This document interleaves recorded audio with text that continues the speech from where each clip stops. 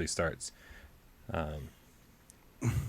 But now it looks like now it looks like the button has been pushed. The thumbnail has been revealed. Thumbnail reveal. Like, I mean, dude, you know how deep I had to dig to find that thumbnail, to find Resident Evil Village and Gran Turismo on a PlayStation 5 home screen. Yeah, it looks good, man. I'm proud of you. I had to dig deep, man. It looks up to my standards. Awesome. Can we cue the cat? Cue the cat, man, because we got a lot to talk about. I want to say what's up to Flame Hat, the game cat. Crafty Crayons is here. Hey, Chaos, Joshua Taylor, Death Venus Blue. What the cat? What the cat? Fabio M. Duarte.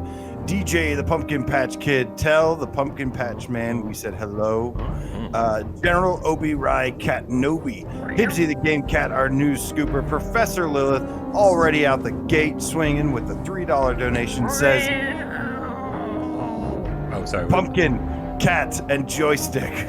Steve, IRE, howdy. Sue Miles, Red Fox in the house. PSVR Underground, hey, I know that guy. C. Moore, Game Cats.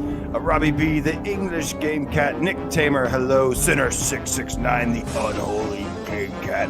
Woody the Bluebird, didn't think I was gonna miss you, did you? Virtual Slayer Cats, also formerly known as X-Layerful. Elvert, hello. Gyson, fist bump to you. Trusty mods in the house. Everyone be on your best behavior. Willie Fontenot, what is up, man? World's average gamer. You're better than that, man. You're better than that. I believe in you. Don't sub. Hello. DJ Silver Lake. Kursek Dave. Hello from the Netherlands. Hello. The Holy Potato is here, gracing us with his potato presence. Switcher, the single player game cat, OG Slackender, Mad Mac, the Mad Game Cat Gamer, Witness, Believe H3, the Spartan Game Cat, finally dead, Ringer. Did you say someone is here from Neverland? That's so cool. Netherlands, the Netherlands. I'm so happy, man. I think everyone should be from Neverland. I think we should, well, I don't know. Michael Jackson kind of ruined that for everybody, didn't he? This is PSVR GamesCast Live, where we film live every Thursday night at 6 p.m. Eastern, and we bring it to you live, because that's what live means. I mean, for the people that are here now, that's what that means. For everyone else later, it's totally irrelevant. My name is Brian Paul from this channel right here, PSVR Without Parole, and the guys to my right, or the guy to my right, AJ from the Underground, PSVR Underground. What's up, man? I feel disgusting, because today was day one of the Burger King contest, and I already feel really gross. But I have a game plan that I think is going to work out pretty well. Didn't win, but more on that later. Wait, you can find out if you win right away? Yeah. Oh, I'm going to go like seven times a day.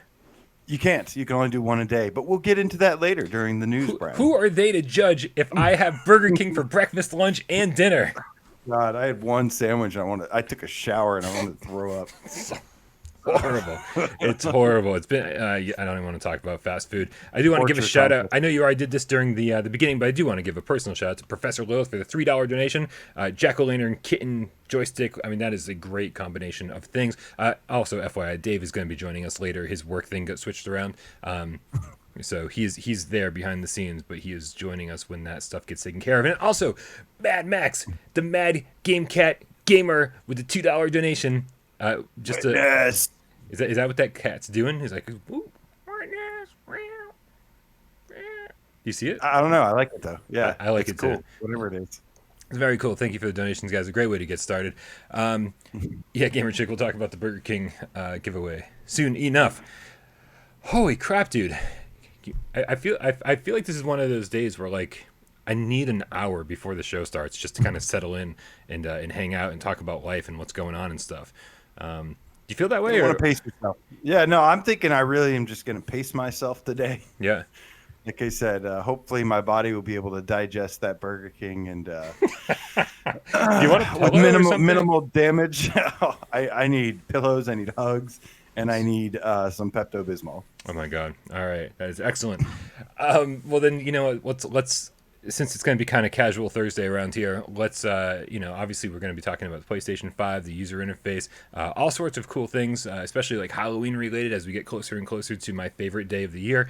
We're going to talk about all of those things, but I think we should start the show the way we begin every show, with a little game of should we or shouldn't we, when we put 60 seconds up on the clock up on the counter, the way that Jeremy likes it, and it's our time down here to tell you the cats out there, whether you should or should not be playing and or doing and or watching the things we've been playing and or doing and or watching. Who would like to go first? It reminds, when you say our time, reminds me of that like copyright free song that's in like every other VR game now, where it's like my time, it is my time. Oh yeah, I do know that. It's song. in box VR, it's in O shape, you know. It was probably in Run Dorothy Run. Probably. I would go. I'll go first. Brian. Oh shit! Well, me that was in O shape too. I know. That's the one that was in Run Dorothy Run that I was like, this is so familiar. Why do I know this song? Because I played way too much Run Dorothy Run. If you guys out there don't know what Run Dorothy Run is, consider yourself lucky. It's a $5 sale game for sure. One of these days. AJ, on your mark, get Dez. Go. So there's been a lot of games I've been playing lately. I think in the last couple of days I've played over 10 different ones, but there's 3 main ones I've been focusing on. Last week I talked about Until You Fall. I said that was definitely a should we. I love that game to death. Had an amazing boss fight Saturday that was just so epic, and I couldn't even focus on the chat. Such a good game. But today I'm going to talk about Star Wars Squadrons because, man, I started out this game playing the multiplayer. Absolutely loved it. So addicting, so much fun, really blowing me away. But I had the most amazing experience. I think it was yesterday or I'm sorry. Hunter said, hold on. He'll be right back. Okay. Hunter. You're just going to have to wait. You're just going to have to wait. Let's wait for Hunter then. Yeah.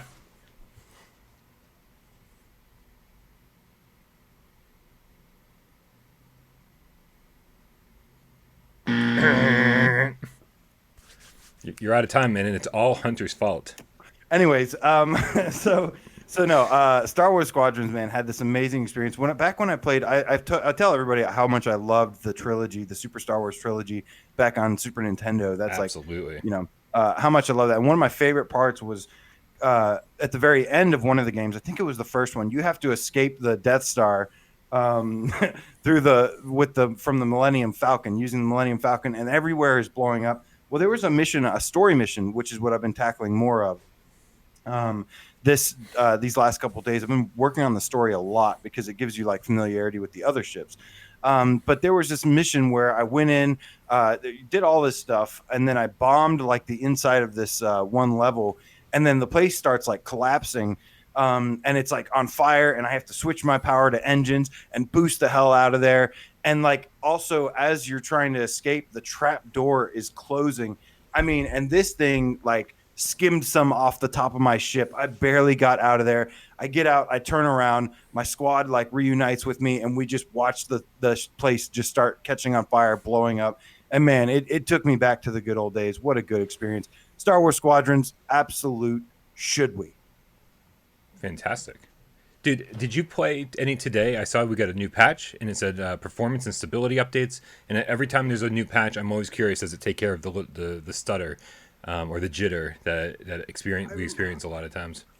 I haven't had a whole lot of problem with the jitter and stuff as much lately. I think that was actually addressed in one of the patches most recently. Oh, interesting. But to everyone else, I also play with the HOTAS, T-Flight HOTAS 4, this thing. What's a HOTAS? What's common a HOTAS? question. For sure. So immersive, man. Amazing. Yeah, and I know people are curious about my Squadrons review. I keep getting that comment, Squadrons review ? I was like, you guys put a lot of thought into those comments. It's coming. It's definitely coming. I've got a lot of reviews coming, to be honest with you. Now that I'm kind of getting back on the ball here, I've got a lot of stuff that I want to get done. So yeah. I guess I should probably go, huh? Yeah, I think it's your turn. All right, on my mark. Yeah, and we will have Dave do this when he gets back, just to, casual Thursday. Don't forget, nice and relaxed. On my mark, it does go. Okay, so spooky month, right? I'm doing everything I can to enjoy spooky month in the absence of scary PSVR games. We really want new stuff, but I've been watching some movies. I've been playing some games. And I got to say, on Netflix, I believe there's a movie called Eli about some kid who's allergic to everything, lives in a bubble, and they go to this like safe house, this clinic, whatever, to experimental treatment. It's really good. It's got some really creepy moments, some good jump scares, a lot of tension.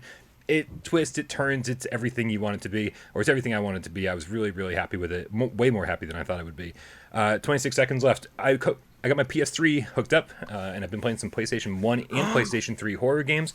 And I played some Evil Dead: Hail to the King. I played some Alone in the Dark: New Nightmare. And then I found my jam. I found what I was looking for the rest of the month, and that is Silent Hill Homecoming. This is one of the best Silent Hill games I've played in a long, long time. I had no idea how good it was. Totally underrated. Everyone kind of says it's, but it's really good. It feels like, I know my time's up, but who cares? Hopefully Hunter's back and he can get caught up.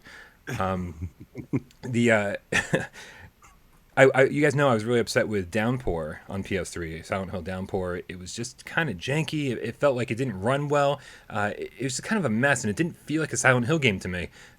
And in this game, from the get-go, like this came after Origins, this came after Shattered Memories, which felt like Silent Hill games. This feels like Silent Hill 2 or 3, just on a new console, in a new environment. It has the feeling of a classic Silent Hill game, and but it like runs way better. It looks way better. It controls way better. This game is totally underrated. I'm only like 2 hours in, so if it totally falls apart, then then I take no responsibility for happens in the future. But holy crap, man! Like my PlayStation 3 is getting more use than my PlayStation VR right now. I love this game. I certainly hope to see those Silent Hill rumors come to life. We know there's been rumors left and right about that, and yeah, that would be just an absolute amazing franchise to bring back. I agree with everybody that says Sony just needs to go ahead and buy the rights or license the rights to make some games out of them. Oh, 100%. I mean, that thing is sitting. Get Blue Point on that, man. Yeah, the only reason I'd say no to Blue Point is because Blue Point is, I mean, they make amazing PS4 remasters and remakes, whatever you want to call them. But we've so far untested as far as VR is concerned. And so I want to make sure that a studio that's going to bring it to VR is going to do that. Although Blue Point... White Moon Dreams. Great studio, man. I mean, they've definitely helped port a ton of games to PSVR. So yeah, hopefully... have you seen this Revive Starblood movement that's going on Twitter? I have. This is good stuff, man. Yeah. I don't like the chances, but I love the spirit. I love, I'm totally supportive of it. Yeah, and I, it's nice to see Starblood come up in conversation as much as possible because, like I said, that they are extremely talented VR developers. I feel so bad for everybody who kind of came into the VR game late and will never get to experience that. But I would love to, have a revival of it, bring it back. It back. For anyone who doesn't know, I mean, Cyborg Arena is an 8-player online, obviously multiplayer arena ship shooter. It's like you get these cool little spaceships, like zero gravity. You're flying around these amazing arenas, really highly detailed, and just every single ship has its own characteristics, man. Its own type of firepower, its own type of own way that it controls. And man, it's just we had so much fun playing this game. I think what was it, like an 8-hour live stream I did when they were shutting the servers down. And now that the servers are shut down, you can't even play offline. You can't. The game is literally a paperweight or a coaster now. It sucks. So there's a movement to try to get it revived. I did interview White Moon Dreams when this first happened, and they were like, it's all on Sony. And if Sony's saying no, then I have a feeling they're still going to say no now. Too bad. Yeah. But hopefully we know they did work on some Blood and Truth and some other games. Hopefully we hear their name many more times. When Callum Underwood, I think his name is something like that, from Super Hot was asking about people that could help with a PSVR port. I tagged White Moon Dreams in there, and I was like, yes, these are the people you want. Yeah. General Obi Rai Katnobi, our awesome Rye-Pop moderator, says Starblood was the closest thing we've seen to Twisted Metal in VR. That is actually totally true. Yeah, like Twisted Metal with starships. Why don't we give Twisted Metal to White Moon Dreams, man? I feel like they're the ones that could do this properly. Yeah. David Jaffe he likes VR. He doesn't go too far into it, but he likes it. Yeah. Yeah, that's good, man. So does Kojima. The future's looking bright. Yes, according to him. Oh, yeah. All right, man. As much as I want to sit here and talk about Starblood Arena and low probability of returning to our headsets, maybe we should get started with the news. Brian, we have 10 things to talk about today, maybe 11, including some. We're going to start, of course, kick things off with PS5, but we've got Dreams had a big update today. Couple new physical games, couple games have been updated, and a potential horror game that is coming out tomorrow or at midnight tonight.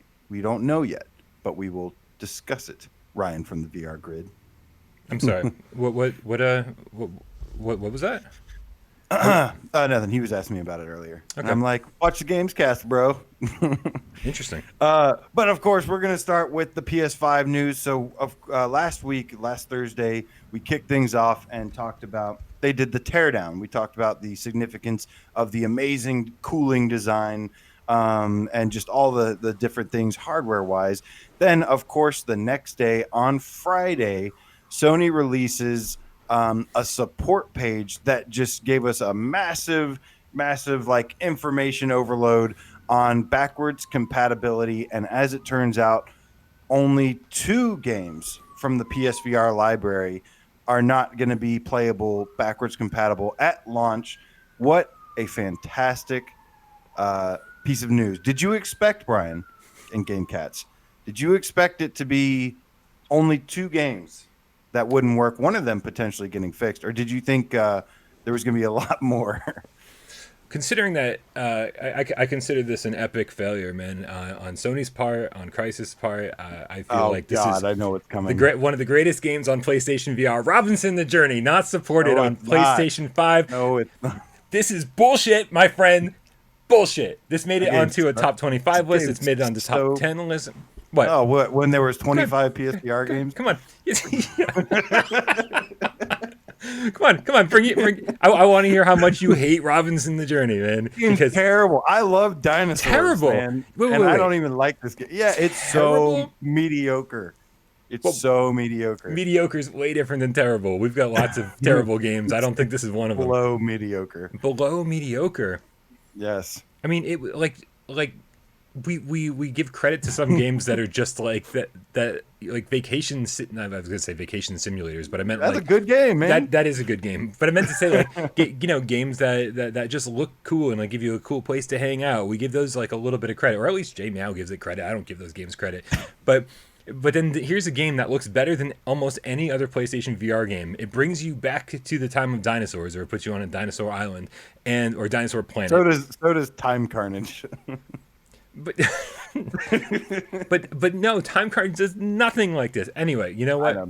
This is. I know. Look, I think Robinson is a very divisive game. This is a very divisive game. I just wanted to fight about something. I played other Crytek games. This is a bad game for a Crytek game. Let me just I don't even care, man. It's like, yeah, they should have brought Crysis with aim support, but I mean, this is what we got. And it's, I mean, for somebody who, all of us grew up loving dinosaurs. And to walk into this game and to be able to go, holy shit, and just be surrounded by like the scope, the scale of everything. I mean, in this beautiful world, man. Like even if you just took it as like a dinosaur tour, with some gameplay elements, like man, it's still worth it to me. I really enjoyed that. So you said there's 2 games. 2 games, dude. This is amazing news. Right, because backward compatibility never works this well, and so the fact that we even have, 99.9% of all games working is incredible. Yeah, it would be a damn shame if you could play Robinson but couldn't play Preda. We can't play Preda. Still. No, but yeah, the other game, of course, is DWVR, which the developer. So actually, By the way, Can we Ninja Tech. can we refer to them as the developers? The what? Spell I don't know. Old Darth, we're gonna get into that, man. I definitely or developers. Developers. Yeah. Come on.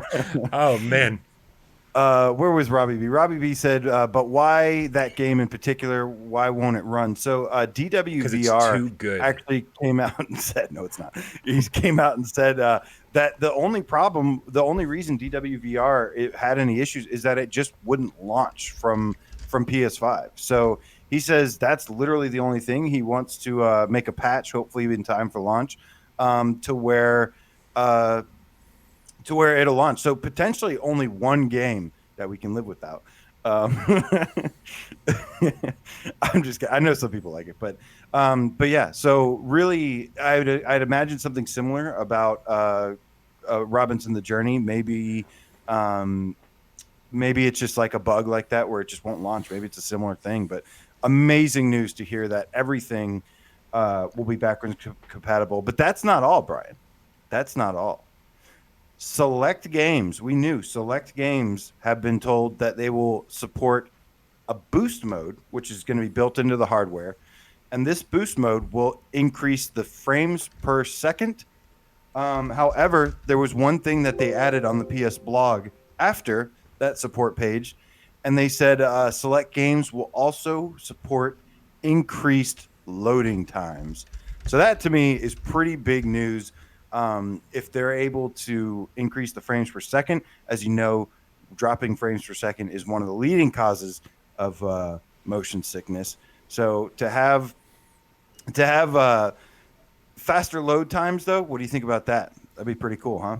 I mean, I think for the most part, it's very cool. I don't think loaded screens are a huge issue for a good percentage of games, but for the ones that they are a huge issue in, I mean, like, obviously the one that springs to mind for everybody immediately is Iron Man, right? It's like, holy crap, man, if we can get those load screens down to just like a few seconds or even under 10 seconds. No loading. Imagine if there's no loading in between some of those scenes where you get ripped out of the jet and stuff. Yeah. Oh man. I mean, that would increase my enjoyment of Iron Man like 100%, because it was just too much of that. It was I dreaded having to select a level to go to, because I knew I'd just be standing there waiting for it to load. I dreaded a level ending, because I knew I'd have to go through multiple load screens before I got back into another level. So, yeah, I mean, this is one of those factors that actually changes, like, what I would give an overall score to a game. I think this is one of those that gives, what I give, 8.3, 8.4 or something to Iron Man. This is something that would like push it, like, very close to a 9, because I loved the actual gameplay of Iron Man, flying around, shooting, dodging. I loved all that, and the sooner you can get me in and out of that, I mean, the more I'm going to enjoy it. Nihilist Ryan, the game feline, has a good point. He says the Solus Project. That's one of my favorite PSVR games. And yeah, that suffered from some pretty long, like upward of a minute loading screens that were pretty annoying, maybe even more. But yeah, I love that game. Nice shout out there, Nihilist Ryan. Oh, yeah. So yeah, we'll see how much it can affect it, but obviously it's not going to be every game. But I have a feeling, just like how they said not every game is going to support, is going to be backwards compatible. Maybe they're doing that just to CYA, which in a corporate environment usually means to cover your ass. Maybe they're doing it just saying that because of that. And maybe it will be like 99% of the games, except for the few that bug out and can't handle, have some kind of glitch. I remember Reggie Strange saying that, there's a possibility that just because a game can load faster can also cause it to load improperly or bug out in some other way, blue screen, something. Oh, yeah. So maybe it's just covering for that. I mean, yeah, we talked about this before. I think back on the PlayStation 2, when the PS2 launched, you could play your PS1 games with a little bit of smoothing to kind of like take care of some anti-aliasing and texture, rough textures, and you could also turn up the load speeds. Those are the two options you got for PS1 games. And I remember like that some games just didn't work right. It would be like the voiceovers were actually reading off the disc, so it would be like it would just read it too fast, or it wouldn't load properly at all. It would just freeze. So you had to turn that off for some games. I'm assuming this is the same case. We've got boost mode on PlayStation 4 that that a lot of games at launch didn't work when you had boost mode or super sampling on, like Skyrim. It had major problems, and eventually those get patched to be like, oh, if boost mode's on, we're just going to circumvent that, no big deal. But I mean, so I assume that PlayStation 5 boost mode will cause problems with some games and also make other games better. We'll see how it goes, case by case basis, of course. Yeah, probably. Yeah, I do remember. I don't remember the PS2 feature doing that for PS1 games. I was too busy playing Armored Core 2 and SSX tricky. But I do remember PS3 playing PS1 games and having like an enhanced. Actually, maybe the PS4 as well, having like a graphics upscaling thing, resolution upscale. That was a nice feature, actually. I used it for replaying Final Fantasy VII a few times. It's funny, dude. I was just playing PS1 games. Soul Reaver. There you go. Yeah, Soul Reaver Legacy of Kain. Absolutely. I was just playing PS1 games on my PS3, and I went into the PS1. Sorry, lots of sirens tonight on my end. And I was and I was looking for the speed up load feature on PS3, and they don't have it on PS3. It was just on PS2, but they do still allow you to smooth out the textures, which I like never want to do, man. Like for some reason, PS1 games, it's like pixel art, Why right? not? Because it's like no, because like I think back in the day when we would play Super Nintendo games, like, oh, it's so pixely. People like there were certainly people who'd complain about it, I'm sure. I remember. Yeah. And but now we look at it so fondly. It's like, pixel art is a style. It makes us nostalgic. Makes these retro games bring back awesome times, and we love the look. And there's something awesome about the awful rough edges. And holy shit, they're like here outside my building. You okay there? Yeah. Sorry about the sirens, guys. Holy crap, they're getting nervous. All right. I don't hear them anymore. Good. So yeah, something nostalgic for me. I mean, obviously I love play Super Nintendo games, but PlayStation 1 was my jam. And so I love those rough textures. I love the rough edges, the total lack of anti-aliasing. You start smoothing out all the textures, and I'm like, it just looks like a big smudge. Give me those pixels, man. Get them right up there in my face. Big blocky shit. Yeah. Big blocky shit. Also, they did confirm that the HD camera, funny enough, we were talking about this. Maybe they just heard me say, yeah, it'll probably work. No, the HD camera is not compatible with with PS4 games. You will need to use a PS4 camera with the free adapter. Still don't know how to obtain that, by the way, which I'm going to talk a little bit more about. Yeah, can't use it. It turns out this HD camera is for nothing but just like streamers. When you go to the website, it shows like it has this feature of removing background noise and stuff. So this camera is not about VR, not going to enhance VR at all. It's more about a tool for creating more streamers that stream from their PlayStation. Yeah, people ask, like, why does it have to be stereoscopic? Is like, because that kind of stuff is what helps with when you remove backgrounds to know what the foreground is and what the background is. 3D space, right? Like every single app these days is able to give you a new background, or at least blur out the background, or do these cool things without the need of a green screen. And here Sony is with their new Create button that they've shown very, very little of, and I guarantee you that's one of the things you're going to be able to do. You'd be like, hey man, you could either get rid of the background, make it look like you have a green screen so you're like kind of in the game, or just give yourself a brand new background and customize your YouTube channel when you stream. So I mean, that's 100% why that thing is stereoscopic, because they want to just keep up with the times, man. Yeah. Squire and Albert said that they're hearing rumors that the adapter will come with the PS5. At this time, nothing official has been stated on that. That would be cool.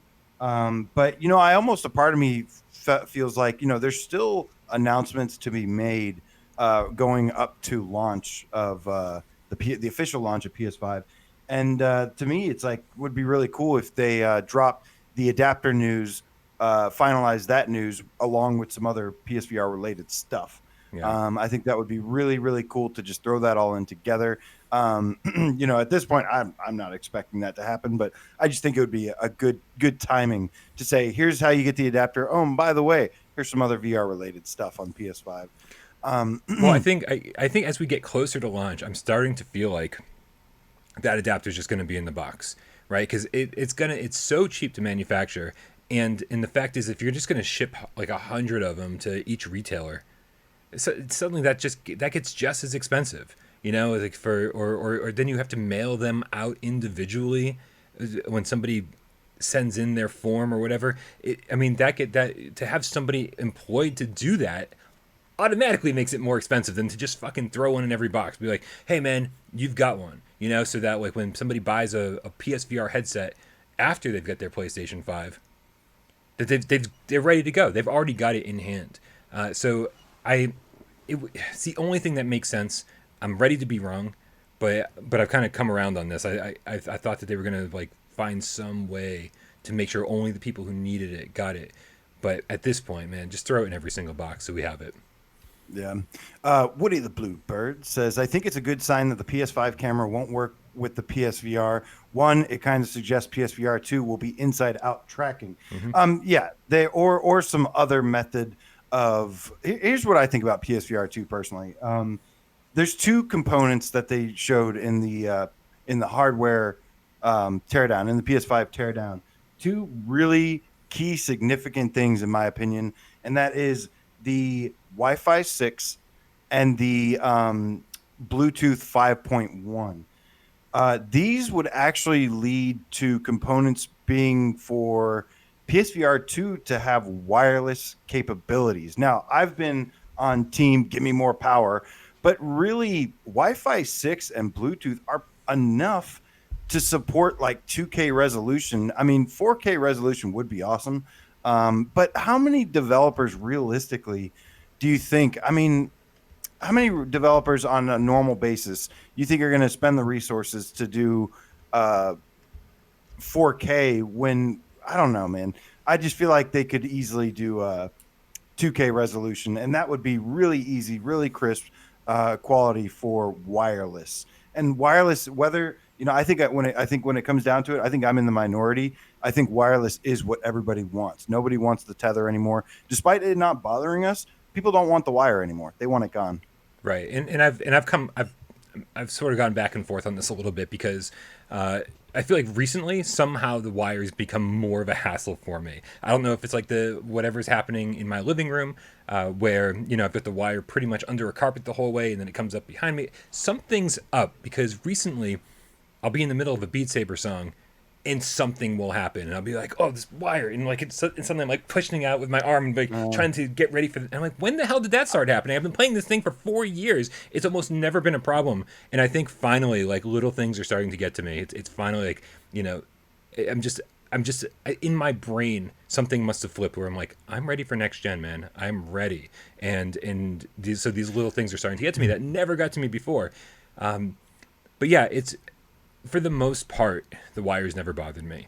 And the reason I've always been in support of the wire is because we want as much power coming from the console as possible. And so, when I see Quest and everything else that's wireless, I go, well, this isn't, I mean, most wireless headsets, I know you can actually do the Quest wirelessly with your PC now. But before all that, the argument was clear. It was like, well, I don't want an onboard processor. I want fucking next gen powering this thing, and that was the only thing that made sense to me. But now that we know there's an option here, and this is the option, right?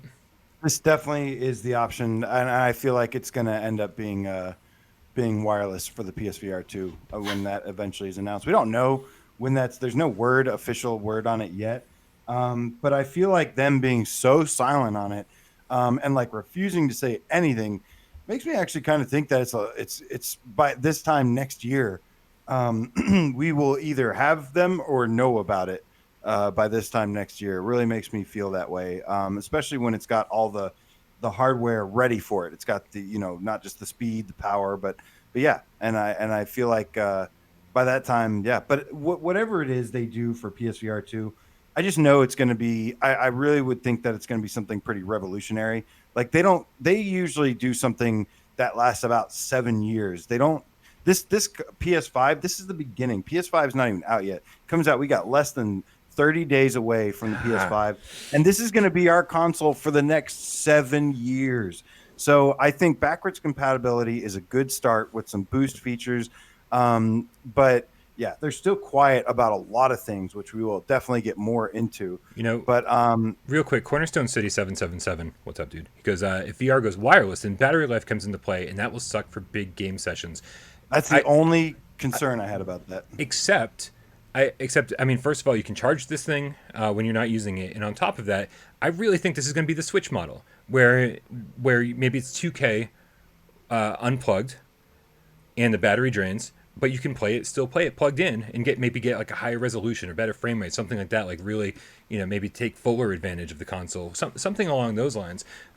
So I don't think that wireless is ever going to be a problem because you're always going to be able to plug it in. I don't think that's going to I be a think problem if you at can all. at least, yeah, the hybrid model is ideal. Obviously, that's going to bring up the cost, like VR Realm. What's up, dude? Points out.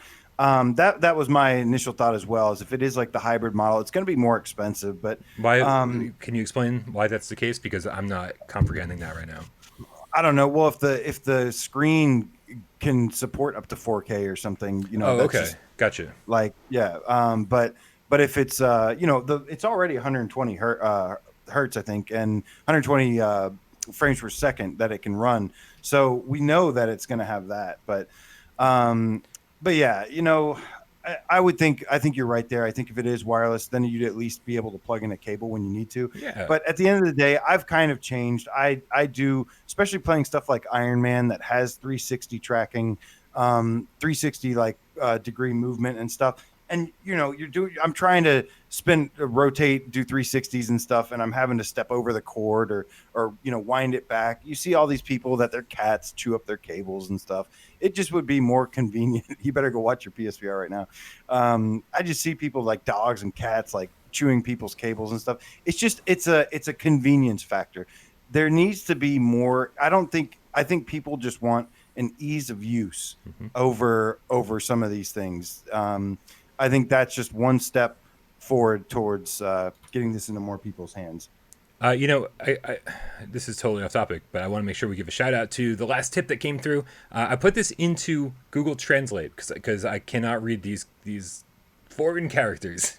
I said, what is in Google? And Google said it's Shintaro. So if I get that wrong, I apologize. But Shintaro with the 90 yen donation just gives a little winky face. Coffee's kicking in at least. At least that's a thing. Thank you so much for the donation, man. We love you. Appreciate it. Thank you very much, Shintaro. But yeah, so final thing is about transferring your save, your library. You can go into, and then we're going to actually go into the UI. But they did reveal the UI today, which we're going to break down piece by piece as well. But they do say you can transfer your PS4 library to your PS5. This comes from PSVR Underground via Twitter, by the way. You could transfer your that guy. PS4 library to your PS5 via Wi-Fi, which I don't recommend. It's very slow. But it also says PS5 will support expanded storage. So I use, a lot of people say, AJ, how do you have so many games on your thing? Well, I do have an upgraded hard drive in my PS4. However, this is going to be a built-in and then have PCI expansion slots. So you can use with PS4 games, you might lose some of the speed, the loading speeds and stuff, but you can have an external storage that apparently you can have ready and swap on the to download real fast. So you can use external storage. Also, there will be a library just like you have now to where you can go to your library, re-download your PS4 games. Is anyone else picturing an angry mob with torches and pitchforks standing outside AJ's house going, how do you have so many games on your PlayStation 4? People keep asking me. It's like they're all outside. They're all pissed off. What the fuck's going on here? You've got so many folders. You've got so many folders that it's now less useful to have folders because it almost is. But it's very, I like it though. It's nice and organized and I don't know. You were looking for Free Diver. When you scroll through 50 folders, it is a little difficult. Yeah. Right. You were looking for Free Diver, and you're like, where did I put this? Is this a survival game? I should check the survival folder. You got 17 folders. Who knows, man? All these genres are these Venn diagrams of folders just crisscrossing over each other. That's awesome. It's good stuff. Yeah, obviously, it's great news to be able to say, hey, like I'm just gonna plug in my old console to my new console, and I'm just gonna move everything over. That's what I do with my PS4 to my PlayStation 4 Pro, um, and that's great for game saves, especially if you guys don't have PlayStation Plus and don't have cloud storage, that kind of stuff. But really, honestly, at this point, I think you should have all your saves, important saves, at least uploaded to the cloud, and then re-download them on your PlayStation 5. And then obviously you're going to just be able to go to the PlayStation Store and go just re-download your PlayStation 4 games from there. It sounds like it's going to be super duper easy. Just Incredible says, don't use folders. The games are alphabetically listed. I'll tell you, I'm so disorganized with every aspect in my life that, there's no way that my home screen is ever going to have the game I'm looking for. So I just automatically go to the library and hit the search button and just start typing it in. I feel like I've a Steam account at this point. Well, this brings us to our big reveal today. Oh, not the Burger King. We'll get there. God damn it! But yeah, they revealed finally what the UI is going to look like. Turns out some of those leaks actually were true. And they showed it off today, man. And they Sid Schumann, shout out to him, did a little run through of the whole thing. And I want to hear your thoughts. But first, before I hear your thoughts, Brian, I want to give a shout out to Nihilist Ryan, the game feline, with the $5 donation. Says, you guys are just the best. Heart, no, you're the best, Nihilist Ryan. All of you watching are the best. Brian, yeah. What did you think of the UI reveal? I might be the best, but I can't find anything here. Hold on a second. We also got a donation from Robbie B, the English game cat, So proper. with the £2 donation. Says, I second that. Oh, Finger pointing up. Awesome. Appreciate you guys' donations. Appreciate you watching the channel. Appreciate you hanging out. I hope you're enjoying everything that's going on around here. Dude, okay. So, first of all, how long did they fucking drag this out for? They were like, here we are. It's like we got two different narrators, right?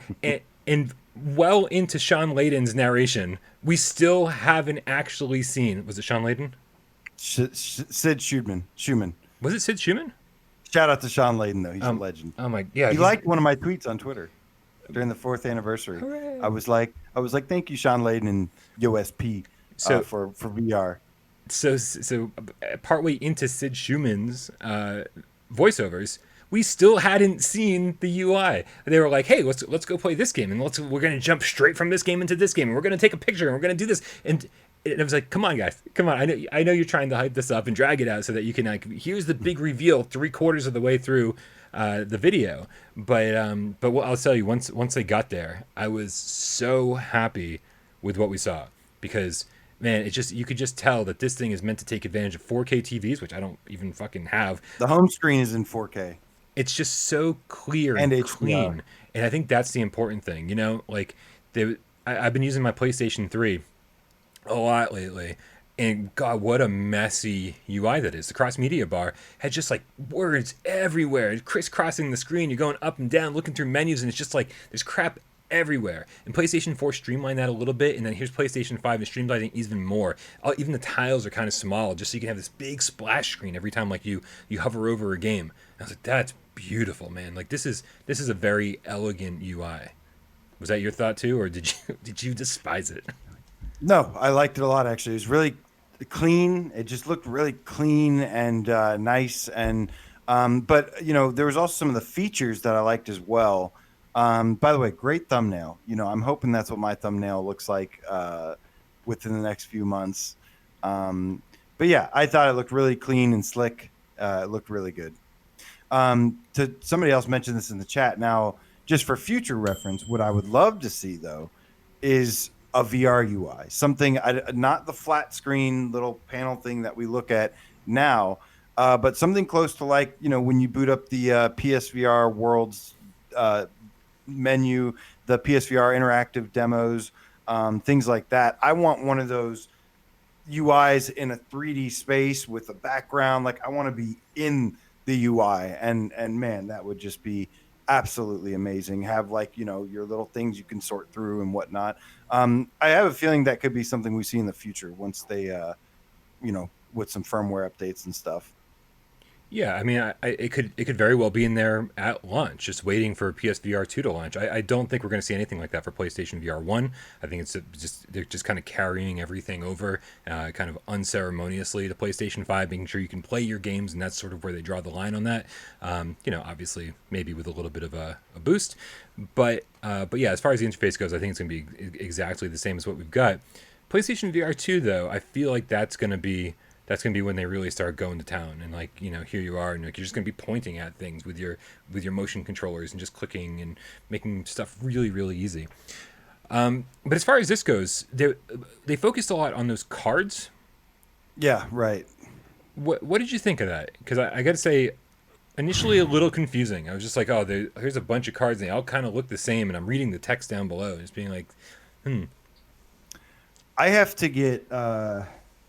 I have to mess with it myself. I don't really know. I mean, just like when they showed the UI for the PS4 originally, and they showed like the friends list and all that stuff.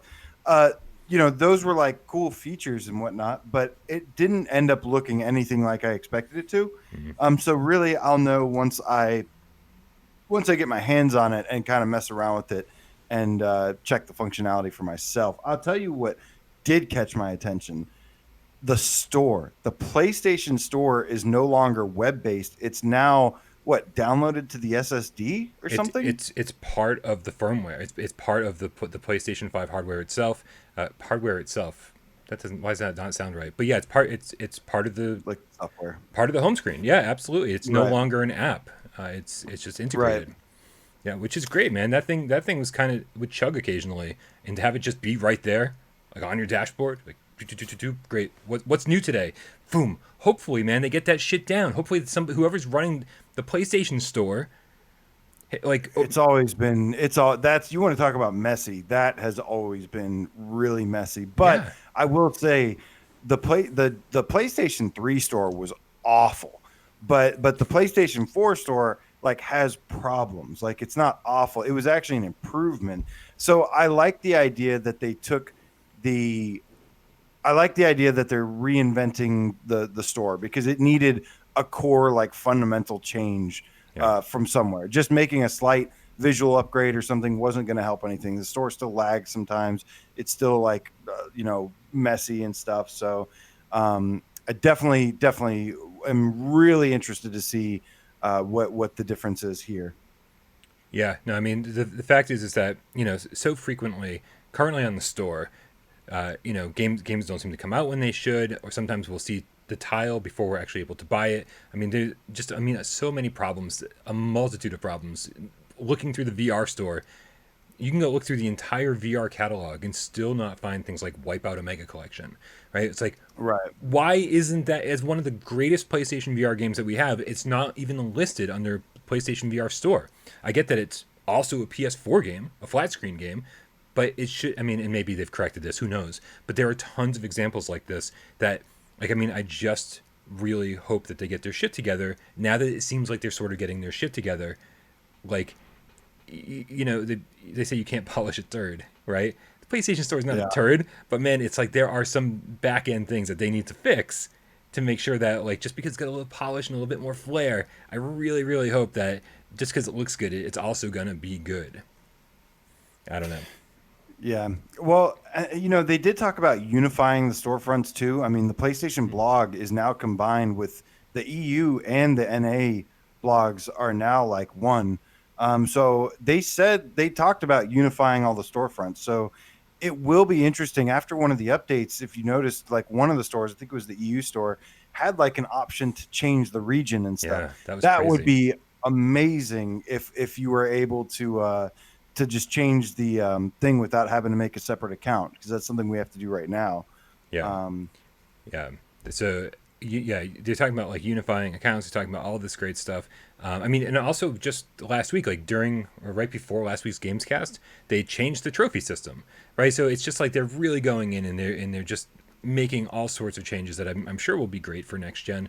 One of the things I mentioned here, which I absolutely love, I think my favorite thing about this entire UI reveal today was that was the chat system, right? Because you're in a chat with somebody and you can just you can just click on a button and bring up. You can watch them play the game that they're playing. I'm sure behind the scenes you're going to have to like allow for that to happen in privacy settings, but to not, you can just kind of pin it there. You can be playing your own game, and then have like a window in window, like picture in picture, like those old school television options. Where Yeah. you're just playing my game and I'm watching, Mr. Sonic play Silent Evil. Wow, Silent Hill. It took me a second. I didn't even get it on the second try. But just being able to do that would be so cool because we do that like on Discord and stuff. And so watching the PlayStation ecosystem get caught up to like the PC universe. I was trying to combine words again. It's just so cool, man. Just to see that it's like getting next gen and current gen and all this shit. It's just like the stars are aligning. And it just makes me excited that like they kind of know what's going on over there. Guy Son, fist bump to you, says Ace Combat 7 and its DLC are listed under PSVR. It doesn't make sense Wipeout isn't listed. I didn't even know Wipeout wasn't listed in there. To be honest, that is very strange. Also, Donatello the Scientist Game Cat with the $9.99 donation says pizza, pizza, coffee, coffee, cat. These are a few of my favorite things. Yep. I'm sorry. Did you just cringe at my Taking Back Sunday rendition? Yes. I don't. It only gets worse from here, my friends. I'm a 14-year-old girl, and I always will be.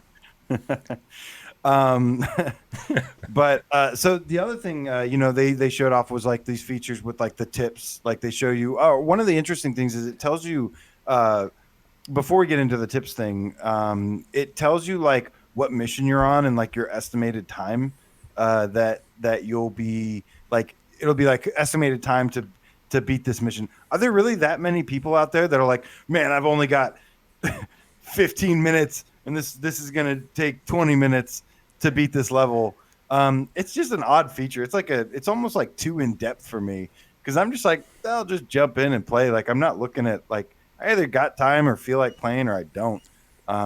How extra frustrating will it be if the achievement says this will take you 15 more minutes, and an hour later you're still like, yeah, what's gonna happen? I'm not Are they there. gonna like send? Yeah, are they gonna like send like another alert? Like, do you need us? Are they gonna like keep popping up with tips when you're not like being like, we see you haven't still beaten this level. Can we offer you anything else? They're gonna send an AJ to your house and help you beat it.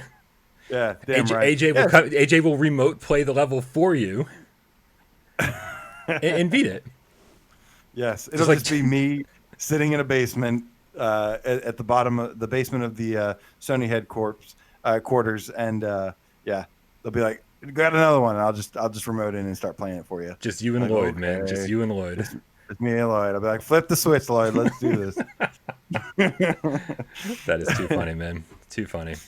Yeah, man. Those are cool things, but those are also. I like where your head's at because you're like, this is interesting, but how many people are going to use it? And it reminds me so much of the PlayStation 4 UI reveal, where they were like, hey, the share play. Look at all the cool things you're going to be able to do. You're going to be able to jump into somebody's game when you don't even have the game, and you're going to be able to download it just because you're going to be able to, with the click of a button. You're going to be able to like while you're watching your friend play, you're going to be able to click a button and download it. Also, on top of that, you're going to be able to You're going to be able to play the game while it's downloading. Remember that? That I've seen like 3 games that take advantage of that, and on top of that, you have to download like 90% of it before you even get to start playing. They made a lot of promises for the PlayStation 4 UI that they never really kept. They were like, it's so seamless and blah blah blah, and it just never actually felt the way they described it. So I'm more hopeful for this, but I'm also remembering, Sony hasn't always delivered on all their promises. To be fair, I liked the share play feature. I think it's awesome, but the truth is, in the 7 years, I think I've used it like 5-6 times maybe. That's more than I've used it, like 3 times at best, I think. Yeah, I've used it quite a bit, but I feel like anyways, but not as much as probably the work that went into designing it. But just not one of my more important features I look at. However, the window that pops up where you can see somebody else playing or streaming while you're playing and stuff, I think that's a really cool feature. I would love for that to be, again, how much of these are going to be integrated into VR when we eventually get there? I really hope a lot of these make it over because these would be really cool. Yeah. I'm curious to know how many people could I possibly be watching? Do you think it's just one other person in my chat? If if can I watch Mr. Sonic play Silent Evil and also watch you play? Silent Evil. Come on, man! It's my new made-up Resident Evil ripoff game. It's awesome. It's going to be amazing. It's also going to be made in dreams, coming soon. I was going to say that to should a be your PSVR dreams headset game. near you. Did you just make your dreams game? Silent Evil. Apparently, I did. Yeah. Yeah. But then am I also going to be able to watch you play a game right below that and just like have all these like different games pinned on my screen that I can like watch as I'm playing? Watch like 5 people play at once. They only showed it with one person, but I have a feeling, as long as you're not like, I don't know, it would be cool to see multiple games at once depending on your internet speeds. Yeah.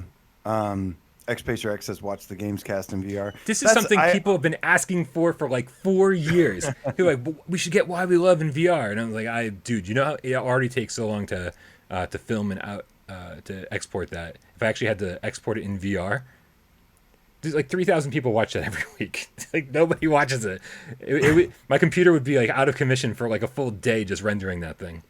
Well, like I said, the probability I can't just say yes, there's going to be a PSVR 2 because that just wouldn't be true for me to say that. But I do believe there's a high probability that there will be, and I'm hoping, like I said, when they do this, I would think in usual Sony fashion, with all the resources they have at their disposal, and stuff, that they will make something revolutionary. I'm hoping when they release a PSVR 2, it will have these amazing features integrated. Being able to use these windows, being able to have the 3D UI and stuff, being able to have like a theater where you can rent the movies and watch with your friends. I'm not just making this stuff up. This is stuff that was brought up in patents, and patents always take with a grain of salt. But this tips thing that showed up, this was like one of the patents we were looking at. Mm-hmm. So it just shows you that some of these patents do stick around. If they weren't making a PSVR 2, I don't know why they'd be filing patents for it. The fact is every patent we've seen for PlayStation VR 2, it's not like they're wildly different from the next. It feels like they get kind of like more refined with each patent. Like the most recent one we saw actually had some form factor to it. It looked like a controller you could actually sell, but it was the first one really that looked like something that Sony would actually sell. There were all these things before it, and I think pieces of each patent were taken, and now it's possibly a final design. I mean, very much speculating here. But man, if PSVR isn't actually a thing, that would be the weirdest thing ever. I would if PSVR doesn't happen, I'm going to shut down the channel and we're just going to play retro games for the rest of my life. Yep. That's it. We're going to play Silent Evil. I'm going to go get a job that pays well and go back to working and making good money. Yeah, same. I'm going to get a job waiting tables and I'll be able to, all my bills will be paid again. Yeah. Yeah. Craig Ray has a £5 donation. Says, "Can we get some love for individual trophy progress tracking?" Whoop whoop. Individual trophy progress tracking. So I'm guessing maybe like how you have these missions where it says, 10 minutes to finish this mission. Maybe they'll have the same thing for trophies because there are a lot of trophy hunters out here. PSVR gamers are like the hardcorest of the hardcore PlayStation fan base. One of them. I mean, there are definitely others as well, but I think we're definitely. This is it. I think we're definitely categorized as a hardcore PlayStation sector. Mm-hmm. Trophies are really, really important, and love them. It definitely gives you tons of incentive to do extra challenges, discover new things in the game. They can be amazing. And a trophy progress almost seems more. I don't know. That's maybe it's a game to game basis thing. I mean, I don't know, man. I'm guessing that a lot of these things will be linked to trophies. I mean, how many of these objectives wouldn't have a trophy linked to them? Complete chapter 1, 15 minutes left, boom, bronze trophy. That's like you always get a bronze trophy for just finishing a level, right? So I feel like these two things are very, very connected, even if in it seems like a lot of extra work. This whole feature seems like a lot of extra work on the devs, where it's like I would rather you just take the time to make your game as good as it possibly can be, versus not being able to do that because you're too busy trying to estimate how long it takes to beat a mission or certain things. But I get it, man. People don't like being frustrated when they play games. They like to have help when they play games, and I got nothing against that. But I Yeah. also call that easy mode. I mean, uh, who the hell? I've been watching. I always watch GameScoop. GameScoop is one of the last vestiges of IGN that I feel like is worth watching, and I like all the hosts over there. And Justin Davis is one of the guys that continuously says, "Listen, man," he's like, when you pay for a game, you should be able to access that game. It's the only media in the world that you don't have full access to once you've purchased it. You buy a book, you can skip to the end if you want. It won't make fucking sense, but you can still do it. If you get a Blu-ray, you can skip to the last chapter and just watch the end of the movie if you want to, or skip around. Video games are the only thing that force you to play through from beginning to end. And as much as I want to play through from beginning to end, man, having that ability to jump around in the game, even before you've beaten it, that's awesome for so many people. There's this one boss that you just can't beat, and you're like, let's move on, man. Let's skip to the next chapter over this boss. It's for some people that's going to be great. For me, I would hate that. I would hate doing it myself. But being able to jump around to any part in the game, I just feel like its time has come. It's just time. It seems so strange to not have it. Senyat Chudahuri says, "Didn't Nintendo do the help thing with the new Mario Brothers?" I don't know about the new Mario Brothers, but definitely makes me think of the Nintendo hotline. Remember that thing? Yeah. Why isn't there just a PlayStation hotline? Again, it'll just be wired into my cell phone, and you just call me and say, "AJ, how do I beat this part?" Well, you see, you're the hotline. It's just you. Just me. I'm Okay. Lloyd. I know Nintendo's tried various things like this. I don't know the one specifically he's talking about, but there's certainly been moments where you died too many times, and it's like, do you want to switch to easy mode? Do you want to skip ahead to the next level or some shit like that? I don't know exactly what it was, but that shit irritates me. I'm like, don't. Ninja Gaiden Sigma. I remember that. I died on the first boss like a million times, and it was like, do you want to lower the difficulty? I mean, that to me is is more of the traditional tips thing. But it's such a punch in the face, though. It's like, don't ask me. Like, I never did it. I was like, hell no, I'm gonna beat this. Right, but make it an option. Like, and I like that that sort of PlayStation is making it an option without having to throw it in your face and go, make developers say, do you want to lower the difficulty? Do you want to skip ahead? Do you need any help? Instead of having them ask that, just have it an option. That if you hold the PlayStation button down, you can get a tip that you can, switch difficulties. You can switch it. You can skip ahead. That kind of thing. So it's not thrown in your face and make you feel like the worst gamer ever. Hey, hey, little baby gamer. I know this game's too hard for you.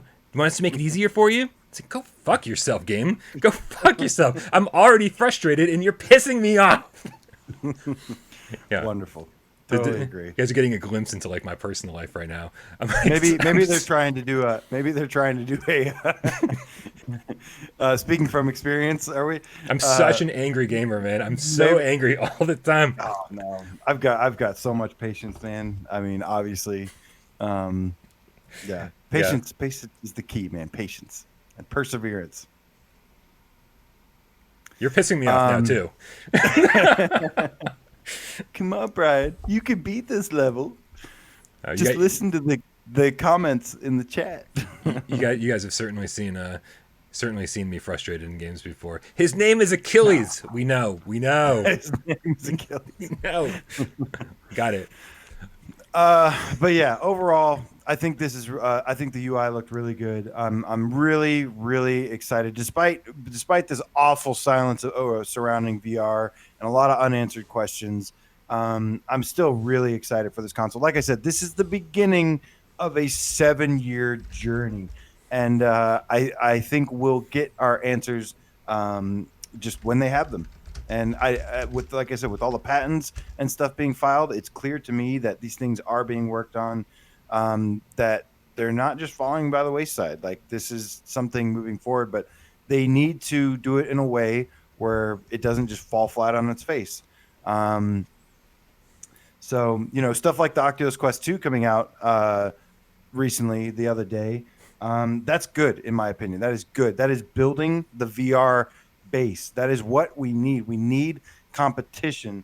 And I know Sony's already behind hardware wise, but this stuff only builds the user base. It is only a good thing, because when they release PSVR 2, people are going to be like, oh, all these Quest users are going to be coming back, and there's going to be more people invested in VR that will come back, and it's a nice push and pull to have. Imagine all those people that were on Xbox that Xbox spent those years building gamers out of, and then PS4 had this like amazing launch, and then all those Xbox people came to PS4. That you're damn right that contributed to the success of PS4 was a lot of that. Yeah, I went on a little bit of an anger rant in voice chat last night. It was we were talking about everybody's buying the Quest. I think Dave said he was not going to buy a Quest. I know Jay Meow said he wasn't going to buy a Quest, and then like it just seems like everyone's buying a Quest too.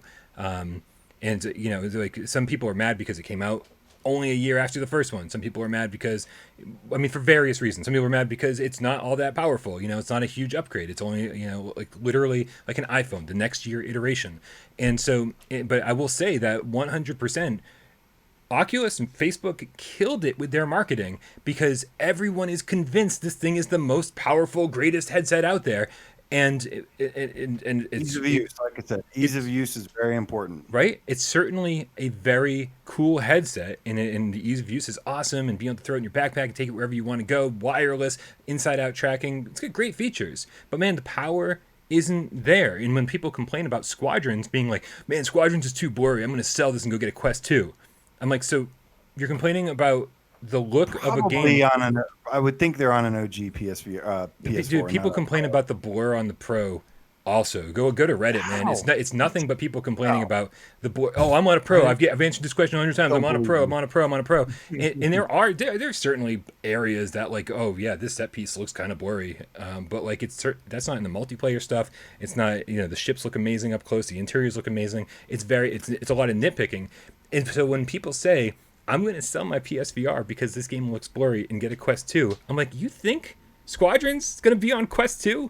I was like, you are dreaming, my friend. Like Charles Rich said, there's still exclusives that are only PSVR will have. That's how they got me, man. They got me with the games. Like Quest 2 is cool, but like I'm too distracted with Until You Fall and Dreams and Squadrons. Like I am stacked right now. I am way overwhelmed. I haven't even gotten more than a few hours into Minecraft. Like, man, they got me with the games and the exclusives, man.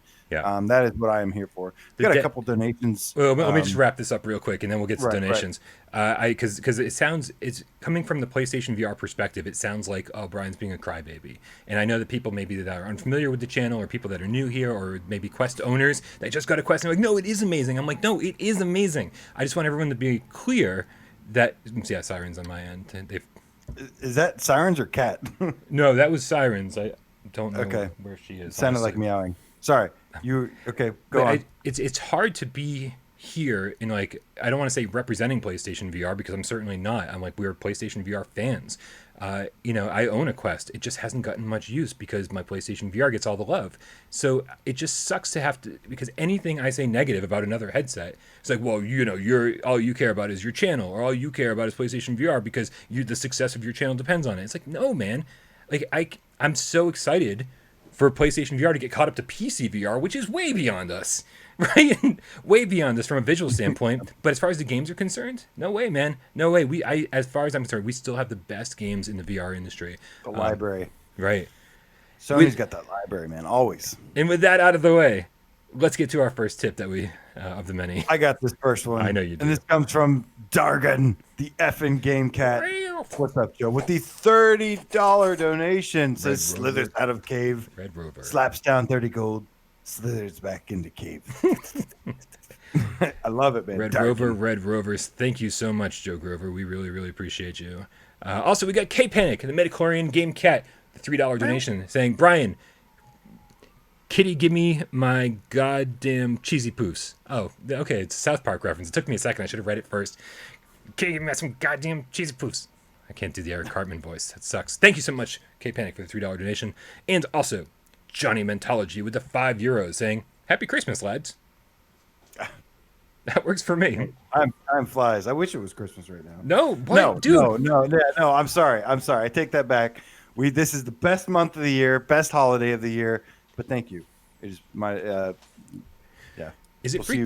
We'll see you on Thanksgiving or Christmas. Yes. Thank you, Johnny Mentology. It's, for Easter, for Happy Easter tip. I feel like I hadn't seen Johnny in a little while, and then he's been back in I the have chat. not seen. And it's so nice to see people who seemed like regulars, and then they sort of like faded away, and then they're back, and it's always nice. It's like heartwarming to see familiar faces come through the door. Wonder Rob with a $5 donation says, "I need VR equipment for some of the kids in my family, and was hoping you'd address whether I should set them up on PlayStation 5 Pro or cheaper would be Quest 2." I mean, honestly, for kids. It depends how old they are. It depends what they're looking for. But for kids, man, it's like Quest 2 is the cheapest option right now. If you don't need if you need to buy a PlayStation, then just get the Quest 2, man. You see, we're not complete blind fanboys. Not complete. Just mostly. Yeah. No, I mean, honestly, like, with less wires, you're gonna have fewer accidents, and kids are prone to accidents already. They stumble around like drunk little people. I was gonna say drunk midgets. I'm like, that's so offensive. And I was like, it brought up the whole conversation from last week. I was like, everything's offensive. God damn it. Yeah, and so to people, they're more prone to accidents and stuff. But also, I'm a little concerned how young these kids are, because you put them into a VR headset with room scale where they can walk anywhere away from a camera or anything, and it still works. I mean, they're gonna walk straight into all sorts of things. So maybe you got to put like a playpen around them, one of those little fences, just to make sure that they're safe. But yeah, do be careful, man. Whatever you do, be careful. I'm totally a blind fanboy with facts. I saw that. That's good. That's really good. Yeah. So just awesome stuff, man. Like I said, we're going to be, God, I cannot wait. We're going to have our PS5s within a month now, and we'll be showing off like all the features, all the backwards compatibility. I'm going to be running tests of games.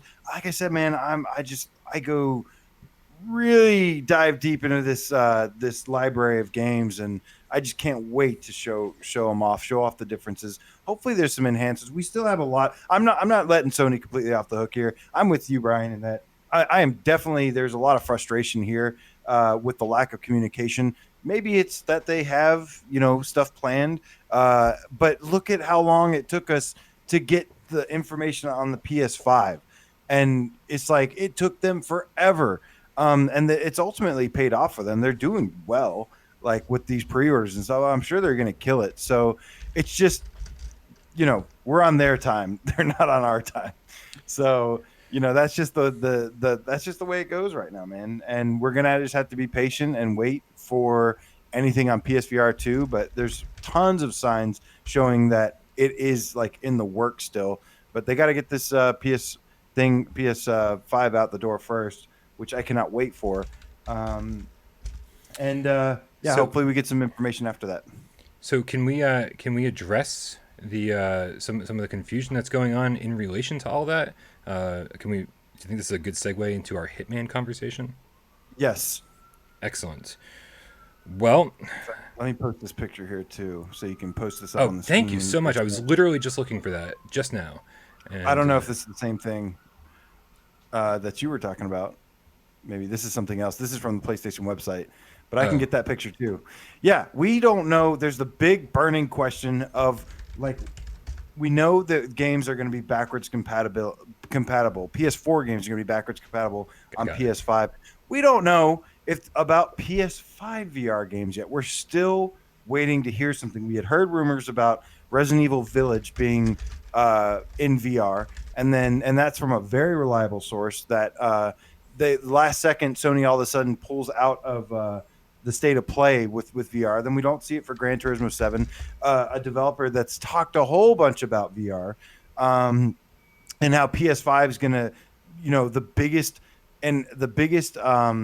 jump forward that Gran Turismo is going to see is VR, is from Polyphony Digital's head of the company. You looking for another picture? I got that one. I got the picture I need. I just wanted to get Tornado over here because she's been insane lately. So sorry, I'm going to talk about cats for a second. She's been insane. It's scary. Oh, she's been attacking me for no reason whatsoever. She'll run up to me and grab my leg and then run off. Like we're playing tag and she forgot to tell me that we were playing. But also lately she's been like, I'll just be laying in bed and she'll come up and start just like biting and clawing my leg. And I'm like, what are you doing? And it's just annoying enough and it hurts just enough for me to be like, what are you doing? But not enough for me to like be like, get away from me, stop it. So she's been acting up, man. I think this is like teenage years of kittenhood. That's your tornado update for the moment. What picture are you showing? Any picture yet? Oh, here, I'll bring it up. There we go. So we got two different pictures here. One is actually I saw from that guy as well. You told me about, but that guy as well VR posted on here, and it's about the limited run version of Hitman 3, and it said, and you know the PS4 box has the headset on it and says VR mode compatible. Right. But then the PS5 does not. And then you've got Hey, what what's Dave? going on, guys? Hey, Dave's Nothing here. much, man. Right in time for the Hitman 3 conversation. Oh, okay. So the limited run PS4 box has VR on it. The PS5 box from limited run does not. But then you've got the PlayStation website under Hitman 3 says PS4, PS5 release date January 20th, and it says PS5 digital version included at no additional cost with PS4 version, and then it just says VR headset enabled. Doesn't even say PSVR headset enabled. Just VR headset enabled, and it doesn't say PSVR. It doesn't say PS4 or any of the requirements. So I almost hate to talk about this stuff because I'm afraid like they're gonna see this and like pull it all back and like then it doesn't say VR at all. I almost want to like not talk about these kinds of things and just see who slips up first and do anything. They will not do anything about this podcast, I guarantee you. Yeah. So the thing that's interesting about this is that I feel like, one of my theories lately was that we will not have PlayStation 5 VR 1 games. It'll be PlayStation VR 1 on PlayStation 4, and those games are backward compatible when you play them on PlayStation 5. And that's why it's like you have to bring all of your hardware over, all of your equipment, and it's basically just like, yeah, we're playing this thing on this console, and yeah, maybe you'll get a PlayStation 5 patch from developers who are still around or still give a fuck. Right. But for the most part, I think that's going to be it. And I'd be happy with that. And then when they say, hey, it's PlayStation VR 2 time, they fucking draw a line in the sand. And they're like, this is different. Then you get the PSVR 2 logo on the PlayStation 5 boxes, and that's like a totally different story. And I think this lends a lot of credibility to that theory. I'm just confused, honestly, at this point. Without any factual information and us just trying to guess based on little conflicting snippets of information that don't really tell us anything. It's so hard to like wrap your head around like what they're doing. Like lo-fi coming to PS5, but can't say anything about VR. There was he doesn't. I don't think that guy cares too much about PSVR, honestly. Oh, he's not. I mean, he's not a fan. He's a PC. He's a hardcore PC guy. Right. Well, sure. He will definitely care when he finds out where sales come from, because sales come from the PlayStation ecosystem, far more than any other ecosystem. Although Quest is probably putting a little bit of a wrench in that statement. Yeah, they've apparently sold like 2.5 times as many Quest 2s as they did the first ones. And I guess the stock was really good. I talked to the guy at Best Buy when I picked mine up, and like launch day, I was able to just an hour before they closed even, I'd put in a thing, said pick up online, and just walked in and grabbed it. But he said they got like 40 total, and they sold through 37 or 38. But I guess last time, obviously, they didn't have nearly that many in stores. Right. So people were like desperate to get their hands on one. Yeah, they were never that's good. found. I hate when you get those like secondary economies of people flipping shit right when it comes out. It's always frustrating. Right. So the fact that you can just get it is really cool. Yeah. Real quick here, let's take care of a couple tips. We got Johnny Rypop the Stray Cat. Ooh, he's back to his old username with the Canadian $2.79 donation, saying "Send nudes and stay breathtaking." It's an awesome joke from Discord right before the show, I think, right? So if you don't get the joke, then join our Discord. The link's in the description. Thank you very much, Johnny, for the donation. We also have snacks. Before you get to that one, I'm picturing his old OB Rai Kenobi Yeah. as a Force ghost now. His old spirit of his username In is noodles. just it's here with us. You know what I mean? Even though Okay. he's moved on.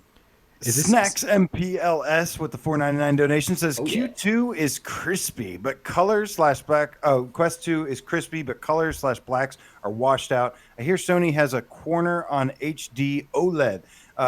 Q2 gives great taste of VR and builds hunger for Primo VR. Oh yeah. PSVR. Yeah. Yeah. So, obviously don't want to make this a whole Quest show, but I've had some time with it just to respond to that. I didn't notice the color being washed out at all. Like, it looks really good to me, but I have to play more stuff on it, I think. I played this Poker Stars VR game last night with some game cats, and it looked gorgeous. It's just like a little poker game, but like everything is very, very good looking. Wait. So, You're gonna talk about Poker Stars, but you're not gonna tell us about Phasmaphobia? Oh, Phasmaphobia. Okay, well, Phasmaphobia, actually, the blacks are not washed out because it was pitch fucking black in that game, and I could not see anything. So you guys don't know, Phasmaphobia is this sensation across the internet. It's flat and VR. You can cross-play, but it's like a team of 4 people go into this mansion or farmhouse or something that's haunted, and you see all these spirits, and you have to sort of like use different materials and try and capture them and stuff, but it's fucking terrifying because everything is so dark. If you don't have a flashlight, you need to be next to the wall to see the wall. And like if your teammate with a flashlight leaves the room, you're just like standing there hearing noises, freaking out, and then you see like a glimpse of something out of the corner of your eye. It's so fun. But it's still buggy and early access and stuff. But Yeah, that was a ton of fun to play. This is one it's of not these on Quest things that- proper, but This is one of these things that, I mean, when PlayStation VR 2 launches, this would be one of those great games that just, is multiplayer and it looks great, man. It looks like a lot of fun. I think this would be such a no-brainer for PlayStation because it's already blowing up the sales charts on Steam. And like if they're making money on Steam, they're going to make a shitload more money on PlayStation VR. Yeah. So, it was number 2 out of 10 in all Steam games in VR or non-VR a couple weeks ago, which is insane for this little indie game for $13.99. Yeah. But it's good. Yeah, and keep an eye out. I assume it will be coming to us at some point. That is awesome. Thank you, Snacks MPLS, for the tip. And I think we got a couple more to take care of here. Make sure I don't skip any. We got Retro Demo Scene with the £5 donation saying, any reason why the likes of No Man's Sky or Squadrons would not look as crisp as, say, Astro via PlayStation 5 in current gen headset with a patch? The answer is no. The answer is there's no reason. See why not. With a patch? Absolutely. Anyone who thinks it's going to happen natively is out of their mind. But with a patch, 100%, that will look great. Yeah. And I think No Man's Sky is like a no-brainer for a game that's going to get a PS5 VR patch. Right. Like, they've updated everything about that game. Yeah. So it would be silly not to. They are working on a new game that's like not a sequel or anything, but I'd be absolutely shocked. And that's what I hope to see. When you mentioned that earlier, I hope to see tons of games get a PS5 patch that just like a pro patch, like you said. If they support a pro, which is 10% of, or at least last time I checked was like 10-15% of the user base, then yeah, like VR games that are VR games should definitely try. And that's, like I said, that's a second chance to resell their game on PS5 with a patch like that. And Dreams and No Man's Sky are 2 that I really want to see get enhancements with PS5. Yeah, dude, I'm so excited for Dreams to get updated. I'm so excited for OG PS4 gamers to finally see what we've been talking about with Dreams, because it does look amazing. Mm-hmm. And I want to give a shout out to Hugh Guyver with the Australian $10 donation saying, pizza, money for PSVR without parole, fire, fire, fire. Nice. Thank you so Sirens much. On Brian's end. Sirens on Byron's. Constant sirens on my end. Say hi to your cousin Mac for us. Yes. Shout out to Mac Guyver.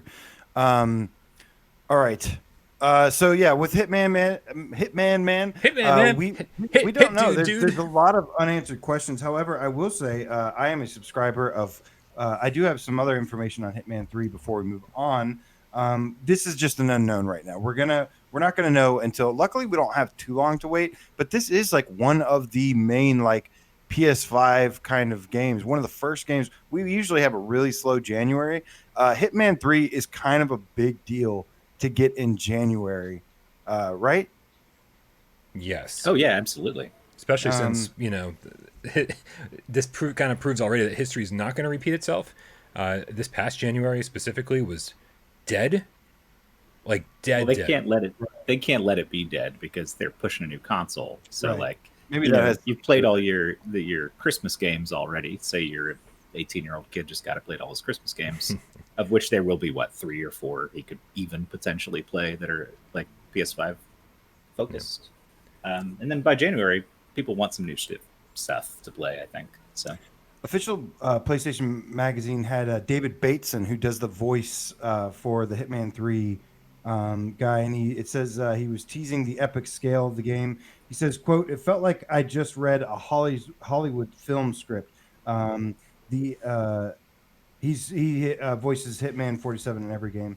20 years is like when the first one came out, and he says of the script, quote, "It was so vast, it was audacious, demanding, and in depth. Bloody hell, it was like Chekhov. The ambition of the whole script was vast. It was all encompassing." And he says he nearly got intimidated. So teasing a big thing. You know, one of the things I loved about um, Blood and Truth was how cinematic uh, and like storytelling it was. And so I'm really, really excited to get my hands on Hitman. I do hope this is another one where we don't know, like, will you be able to use the DualSense with it? Or will you have to use a DualShock 4? Are they going to add move support? You know, I'm hoping they've heard the cries by now to They've add heard. move support. Yeah. They've certainly heard. The question is, are they actually going to do anything about it? Or are they going to be stubborn developers like everyone else that says, we know what's right for our game? And they're wrong. And 90% of the time, I like to go, no. You do know what's right for your game because you're the ones making it. You spent years with this thing. It's your baby. I get it, right? I generally think I know what's right for Without Parole, even if I'm wrong, because it's my baby. I spent years with it. And so when somebody goes, you should do this, I go, I got it. Don't worry. But occasionally, 10% of the time, people tell me something and I go, you know what? You're fucking right. I should have been doing this the whole time. And in an occasion welcome. like this, you're the exception to that rule. You're the 90%. Right. But the Hitman 3 is absolutely one of those 10% moments where they should have listened to the community and go, you know what? These guys know what's up. All these people who've been playing PSVR games for years know that move controllers are going to be essential in Hitman. We need to listen to these people. Listen to Reddit. Listen to YouTubers. Listen to the community. And I just don't think they're doing it. Time to start a new petition. Because the last ones have worked so well. Is that? Yeah, Well, I've never seen Squadrons somehow Squadrons got through to EA, and they added. You know, it sounded like from everything I've heard, they did not have HOTAS support prepared for Squadrons. A lot of people. But didn't they already have it prepared for PC, and they just hadn't publicly confirmed that it was available for PS4? That seems like a communication mishap to me. That it was easy for them to resolve because it already was in the game. Right. According to Angry Joe's review, which I watched last night, he said he doesn't think that. He says it sounds like even the PC HOTAS integration wasn't like thought of at first. Well, so the thing is, it's poorly optimized on both systems, but it was there and planned anyways. I mean, it's just that they did a bad job with it, so it feels half-baked because it kind of is, but it's like the feature didn't just get added because some guy on Reddit told him to do it. Right. But I'm hoping this is one that can definitely get it added. I understand if they have tracking limitations and stuff. Maybe there's probably a reason, but again, not going to be a problem once we get a PSVR 2 with better tracking and stuff. Yeah, 100%. But yeah, just a cool snippet from there. So moving on from Hitman, I'm still really excited about that game. All Hallows Dreams is upon us. Dreams had a major update. They just had a major update last week where they added aim support, move buttons, remapping, a lot of huge things, a music tool. But now the Halloween event is here, and I love it. And yeah, Brian, why don't you take it away? Or Dave, if you've played this yet. I haven't actually, and I didn't get a chance to watch you stream it. I've been working all fucking day, so I got a chance. I would love to hear you guys talk. I got a chance to jump in, and it's funny because I had just talked to you, AJ, before I jumped in, and you know, without giving up the ghost here of the entire conversation, you were like, you seemed a little underwhelmed, and I was like, what's wrong with AJ? I can only imagine what's going on in this thing, and so I jumped in, and I was prepared to be, you know, I was like, this is going to be great because I just said it wasn't scary. I said it wasn't scary, not underwhelmed. Well, No, I mean you can say that about a lot of games, like Five Nights at Freddy's or all kinds of stuff. I thought that we was can't terrifying. But we please, can't Brian, say that continue. about. That's just me getting Right. my little dagger in when I. I also did one. I'll admit, Brian, I did want to lower your guard just a little bit. Yeah.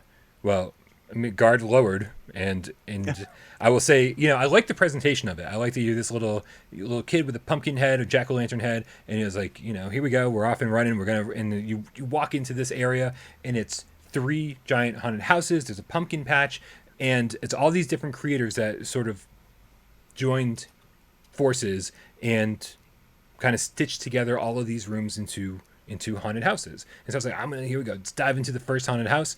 And they put you kind of like in an elevator scene where you pick which floor you want to go to, and then you go through that floor. And again, it seems like stitched together, different creators kind of stitched together to make a floor. I think that's the case. I don't think it's one creator per floor. I think it's many creators per floor. Yeah. Well, so just so I get an idea of how this works, like not having seen it, is it a big hub world that Media Molecule created that has little? Yes. And that is in the hub world. There. The hub There's world. three. Sorry, it's a hub world that looks really nice, and then there's 3 buildings that have basically a conglomeration of stuff created by the community that's all stitched together. And then there's like a little pumpkin patch where it has community created pumpkins designed. Okay, cool. 2 other quick questions. Are any of the things besides the hub world designed by Media Molecule, or is it all community creators? Like, is there one really good one like Box Escape or whatever, or just like, no, it's all community stuff? It seems to be all community created. The other question is, it's all in VR, top to bottom, whole thing, or no? Yeah. Okay. Yeah, and the hub world looks amazing, man. You walk in there, and it's really, really well designed. It's beautiful. It looks like one of the greatest things that I've seen in Dreams. It's just that it has a really, really nice look to it. Mandatory third person for that section, though, and I had forgotten. It'd been a while since I got into Dreams.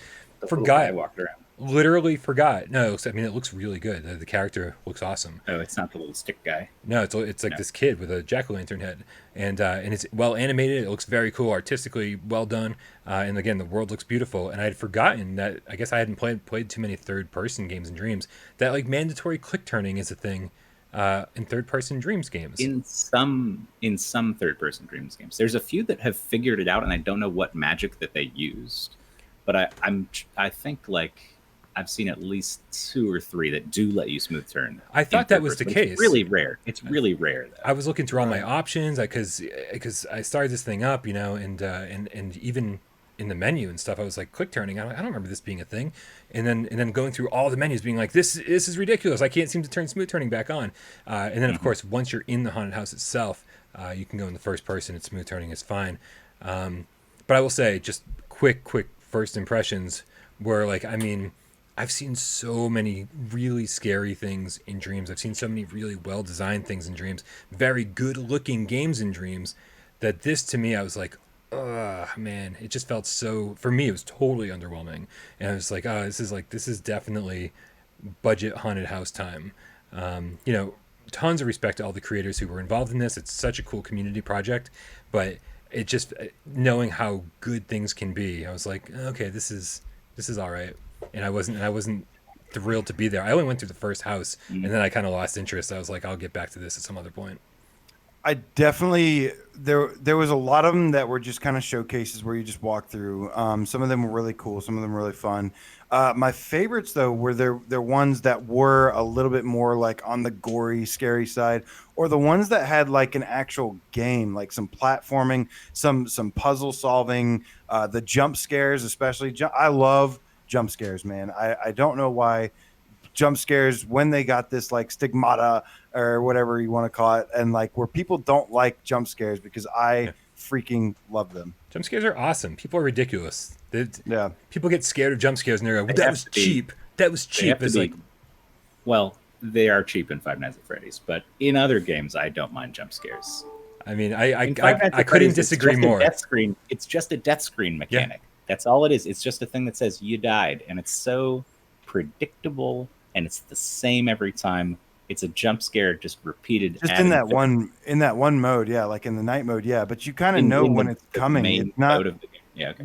Yeah, but you know when that's coming. That's not like to me that's counter effective. Like when Yeah, a me jump too. scare to me, Me too. It is. It's not scary. Yeah. but that's not what the part that I like that makes me scared in that game. It's a lot of the other stuff, but yeah, it's more like when you don't know a jump scare is coming is when it's more effective for Well, sure. but and I know jump scares have gotten a bad reputation because if it's daytime and everything's hunky dory and it's like beautiful weather and nothing's scary at all and you haven't built up the tension and you just like put a demon in front of your face for like 2 seconds and go ah! with a scream, it's like that's not deserved. That's not a deserved jump scare. But that happens so few and far between that's the only exception I'll give people to be like, oh, it's not justified. Because in Five Nights at Freddy's, man, knowing that jump scare is coming and the tension that's building and knowing that I'm failing at my job and that that I'm running out of energy and it's not 6 o'clock yet, I'm totally fucked. Like all of that shit builds and builds and builds and builds, and knowing that something awful is about to happen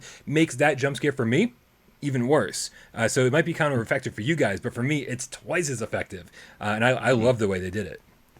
I guess I just feel like when you say all the part leading up to the something and then something awful is going to happen, I can totally get where you're coming from. But then like when the something awful is just the same jump scare every time, how awful is that as an ending? Really, like where's the tension building towards that? That's it. That's all I'm saying. Yeah, it's all right. Yeah, the flashlight one does get pretty intense for me.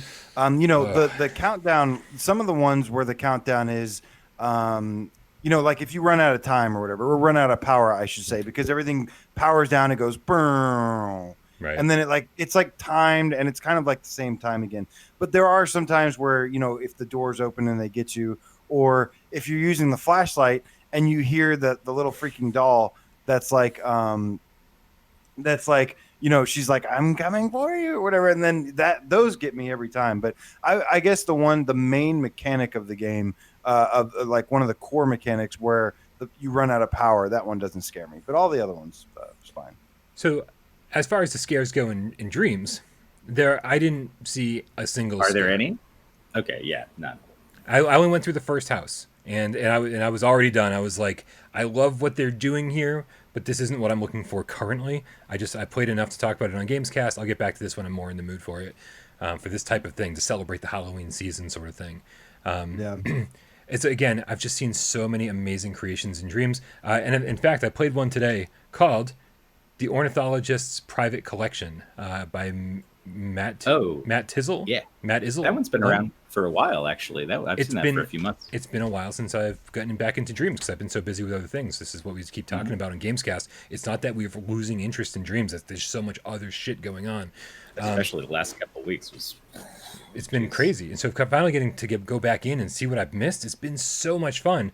And the Ornithologist Private Collection was cool, man. It was like kind of like a fun little escape room game, and like the controller was pulsating and vibrating. I was thinking, am I like gonna get killed if I don't do something correctly? Like it built the tension, and it was a fun little puzzle solving game. Nothing too crazy. 10 minutes long, but it looked really good. It was really well designed, well made, and I was like, this could have been an amazing room in one of these haunted houses. But I'm sure it took Matt Izzle. I keep pronouncing it wrong. I'm sure Matt Tizzle. I'm sure it took him way longer to create than this collaborative effort here.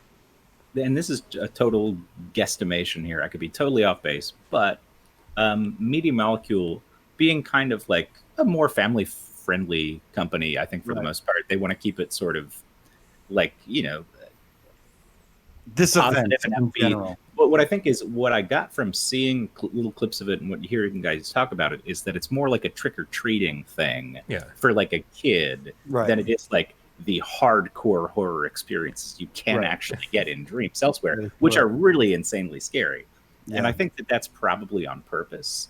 Like if someone had submitted one of those really intense games and it was just like shuffled in between all the other little not so intense games that a kid was playing, that would be like jarring and scarring. Like they'd be like, what the fuck? I'm terrified. I'll never play this game again. They probably wanted to sort of curate to keep it like for everybody. So it's not too scary.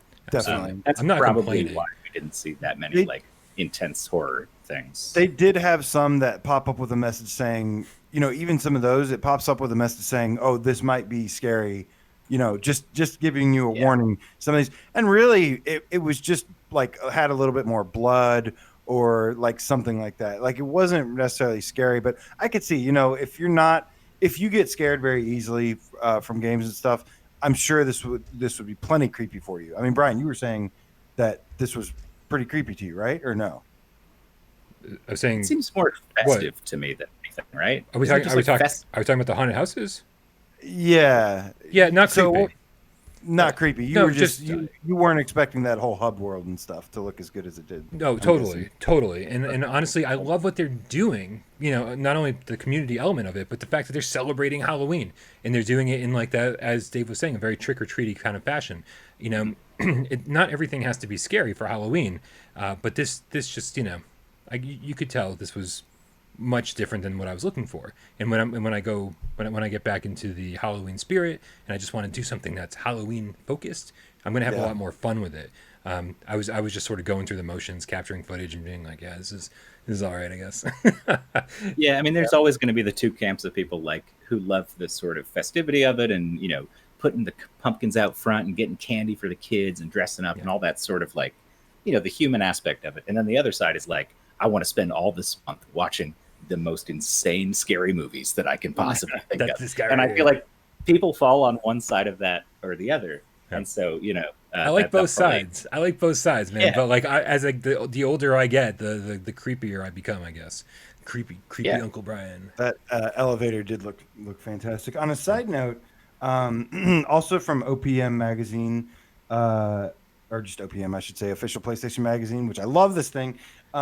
It says Media Molecule co-founder Alex Evans is leaving the Dream Studio after 13 years with the Sony-owned developer. He leaves saying Dreams has some big surprises in store. He leaves saying, God, I hope the next studio I work for makes more than one game every decade. No joke, man. I mean, 10 years, 10, 13 years. At least, we've seen a lot of games that take this long. This is not your average kind of game. Yeah. I was saying this on my stream. This game, when Media Molecule had Little Big Planet and had those creation tools. Those creation tools were maybe I was a little bit less experienced at the time, which is very true. But those creation tools I felt were very limited. And I feel like this is the dream game that they wanted to make, because that's really what made Little Big Planet super popular, build this amazing community.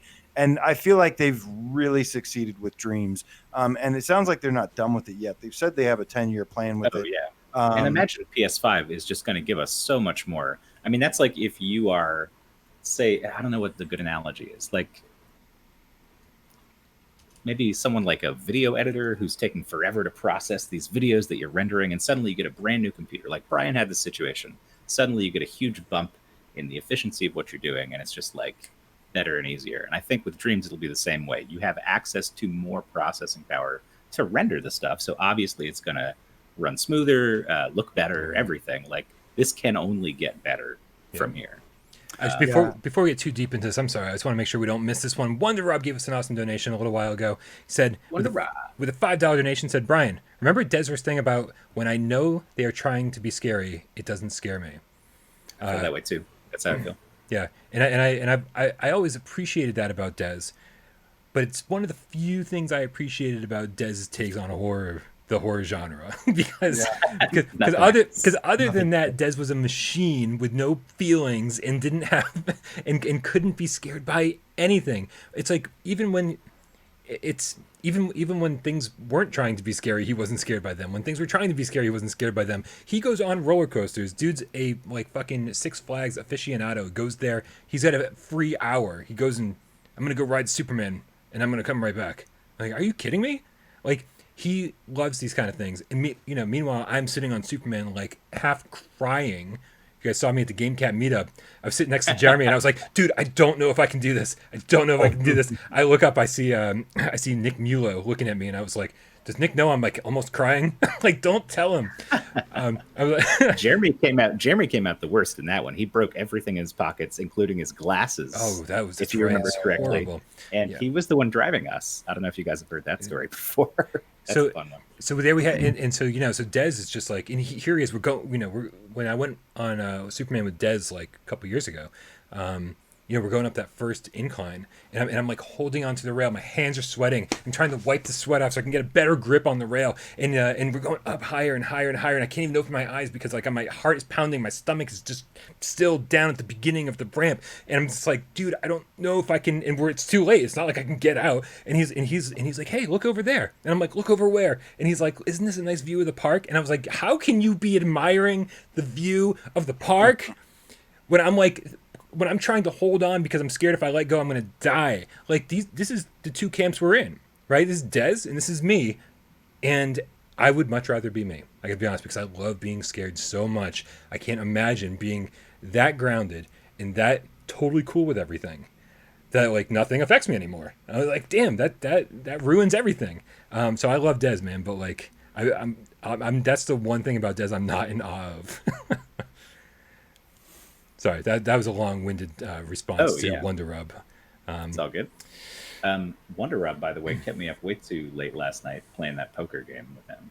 Oh yeah, I kicked his ass though. Nice. You get so. Never mind. Oh no, I take it back. It wasn't Rob. It was Yuki. Sorry. Oh, well then. Because Yuki just commented with my name and I got mixed up. Sorry. All right, so but yeah, awesome update. I still would like to make something scary in dreams. I've been hearing about some scary things. Yeah, but I'm hoping to get work on some things. But just so many games lately. But speaking of Five Nights at Freddy's, there is a physical release for Help Wanted. Game actually currently is on sale. We've got a sale that we're going to talk about later. But Five Nights at Freddy's is getting a physical release for those interested. I know there's a lot of there's people that just buy games just because they have a physical copy. I've been seeing that going around some. So that is happening. It is up for pre-order. I have a link on my Twitter. I'm looking through my Twitter. I have a lot of stuff on my Twitter, apparently, making this a little bit more difficult to find. Strange. It's the first I've heard of that. It's strange. Yeah. I had no idea. I know. Yep. So Five Nights at Freddy's, I'm assuming that this includes the Curse of the Dreadbear DLC on disc, right? I mean, it has to, right? That's actually a good question. You should check your Twitter account. I am. The information's got to be there somewhere. Where did it go? Did it get deleted or something? Did they remove it? Was that not supposed to happen? It was Steel Will Studios. Yeah, actually, I got it from Wario 64. All right.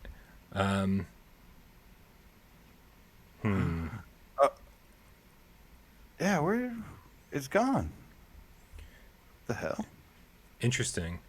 What's funny is that what happened? they it seemed like they had announced Five Nights at Freddy's physical, and it was even listed on Amazon, and now there doesn't seem to be an announcement of it anymore. Here, you know what? Let me go to Amazon and see if I can still find it, because now I'm curious. I wonder if did I pre-order it because a scary game on physical and PSVR. This is a funny comment that I like from Trent Stanley. He says, horror games are the best. If you can't stand being on Elm Street, take a walk down Sesame Street and reflect. I like it. I like it. I like it. I like it. Excellent. Yeah. Oh, here we go. Yeah. Okay, so here, it's still listed on Amazon, and let's see. Scenes from the classic titles, blah blah blah blah blah blah. Toys and blah blah blah blah blah. If this doesn't have, this says nothing about the Curse of the Dreadbear DLC. Yeah. It's how much is it? It's $30, which is the same price as Five Nights proper. So it's just a regular. Is it coming out from Limited Run, or who's it coming out from? No, it's just a regular release. It's on. You can buy it on Amazon. Mm-hmm. Yeah. I would expect no DLC then on the disc, unless I'm crazy. But usually Limited Run's the only one who puts DLC on discs like that, unless it's like a Ultimate Edition or something like that. Well, I mean, Saints and Sinners is the most recent version we've seen of this, and Saints and Sinners includes the meat grinder, but that wasn't as paid for separate. True. DLC. That's true. Yeah. True. And that interesting. Wait a minute. Oh no, but it does come with the deluxe edition. It comes with all the deluxe stuff. That was an extra $10 digitally, or $8 digitally. It's all on the disc. Oh, the tourist edition. Tourist edition. So there is a savings by buying it physically, and so that's a pretty close analog, I guess. This thing sells so well, man. They might as well do it. If I was them, I'd do it separate too because it sells so much. Well, I'm not buying a physical game from your upcoming game company. God damn it. You're not to be trusted. You're not my target market anyways. Probably not. No. It's Bloody Roar VR. But yeah, anyways, moving on.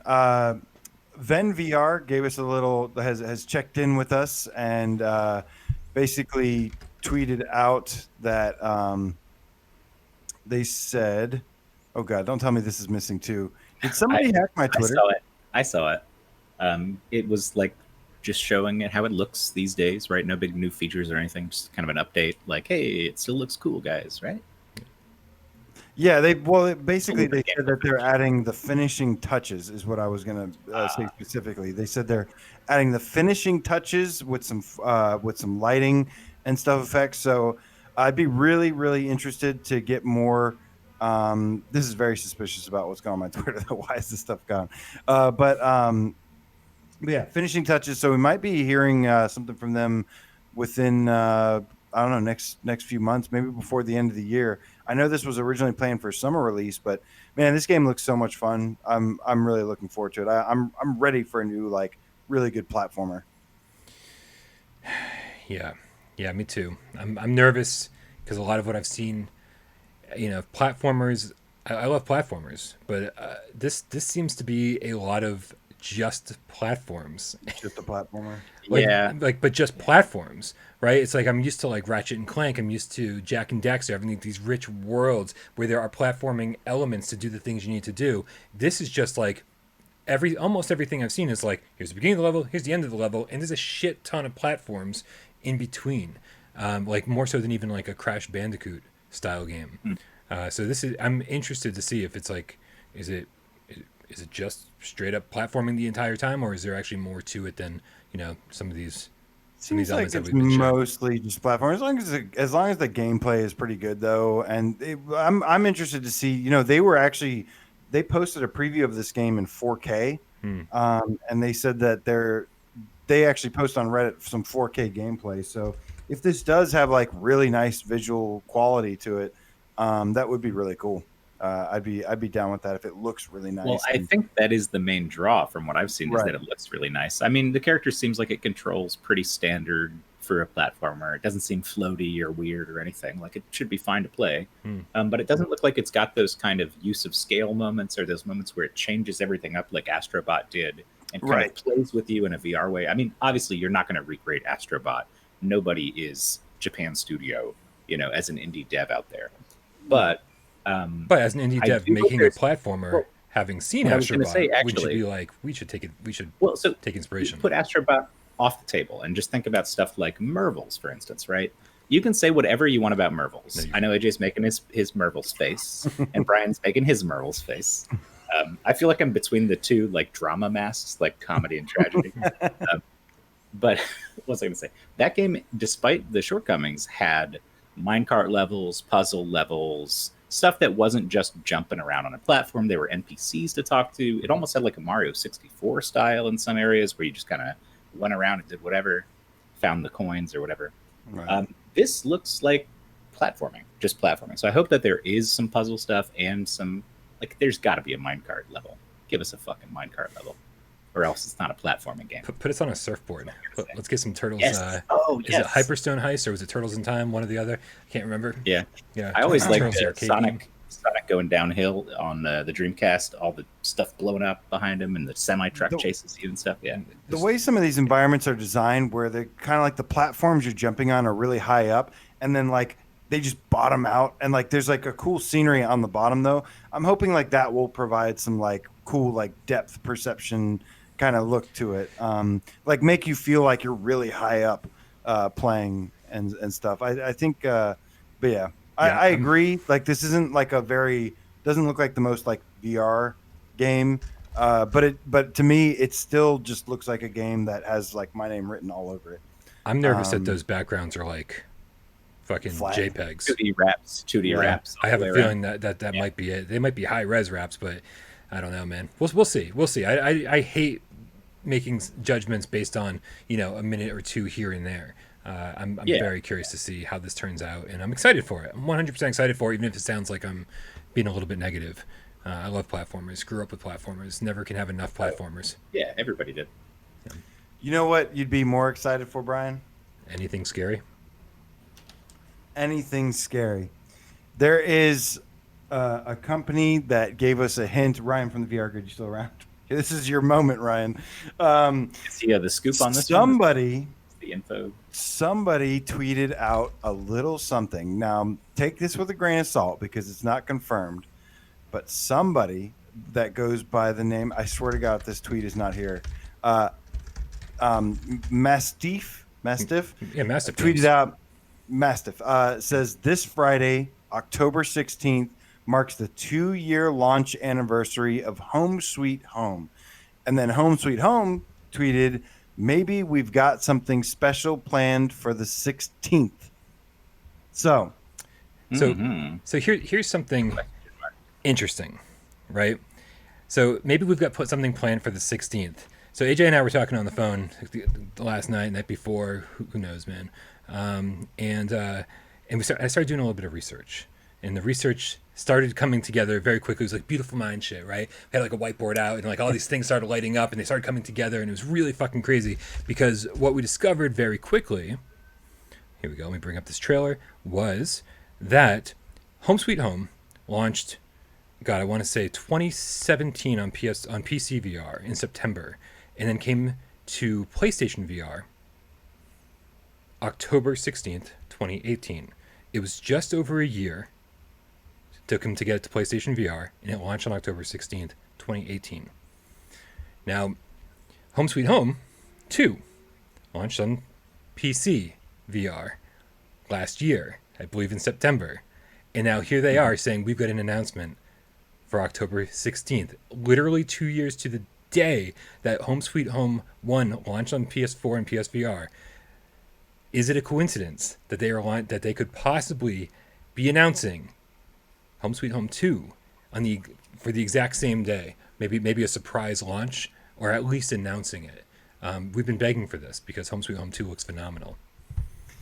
Yeah, it actually looks so. Home Sweet Home 1 had this. First of all, I hope this is true. I hope this comes to us. Despite what Nick Milo says, I loved this game. It was really creepy. Great stealth horror game based off of like Thai inspiration and stuff. Also taught me what a Prada was, which I never knew what that was before. That why we love you and Des did of Home Sweet Home was fantastic. Lots of good Des nuggets in there. But this one looks a lot different. That one took place in a school. This one, I've seen some gameplay of this. This one takes place all in a forest. And I think, living in the South myself, I can tell you woods can be pretty damn creepy. Dumbest city boy. Woods are really creepy. Yeah. This being kind of running through the woods and stuff, for us to be able to get something like this instead of Blair Witch would actually maybe be better than from what I've heard from Blair Witch. I don't know a whole lot about this game. I think when we say instead of Blair Witch, it's more like before Blair Witch. I don't think it's going to be Quest exclusive or Oculus exclusive forever. Yeah. Blair Witch. I think we'll get a PSVR port of that game. Wait, we talked about this last week. It was announced that it's coming to other VR platforms soon after the. That's why I'm saying that. Let's continue. Okay, so it's not really speculation; it's just fact that you're. Yeah. No. Just making sure we're on I the same page. I like to say I think before things that I know. I think this because it's true. Real quick, guys, I want to get a couple tips out of the way here. Shout out to Genetic Blasphemy with the $5 donation saying, I hope the next PSVR controllers contain the same haptic feedback tech as the PS5 controllers. Imagine if we can feel textures in VR. Move sense. I do love the DualSense. We didn't really talk about the DualSense at all. I like the potential of DualSense. When I play games like Gran Turismo or Dirt Rally that I was playing the other night, and these are definitely games where I was like, I want to feel these a little bit more. And the little feedback, haptic feedback, resistance, stuff like that would definitely make that difference. And I do want to say that sometimes when people say we've got the next cutting edge tech in this field, it doesn't always pay off. I think, I've referred to the Switch, I think, pretty frequently. They were like, oh, you can feel how many ice cubes are pouring into this glass, and you can feel it. But you know what? I hate the vibration on the Switch. I hate that feeling. It just feels like bzz. It's like sounds like somebody's getting electrocuted inside my controllers. Like this doesn't feel good to me. So maybe there's like some weird, cool haptic thing in there, but they sacrificed the good rumble, man, like the really good rumble. Everything just feels buzzy. So I'm really, really hoping that's not the case with the DualSense. That it is actually a step forward. But I 100% agree with them, man. Like get that shit into Move controllers, and I do too. Yeah, oh, absolutely. I expect that to be one of the revolutionary features of the next PSVR 2 controllers. Next tip comes to us from K-Panic, the midichlorian game cat. $3 donation saying, I'm on my way. Just set me free. Is this a song? What is this? That is such a song. Is it? What is it? Let me Google it. Somebody Google, yeah. I can't remember. Totally song. Next, we've got Scott Jessico, the PSN Harry Fella, the PSVR game cat for life. Future Scott Jessico. $4.99 donation says, good evening, gents, game cats. Great stream earlier, AJ. I will watch this amazing looking show when I get home.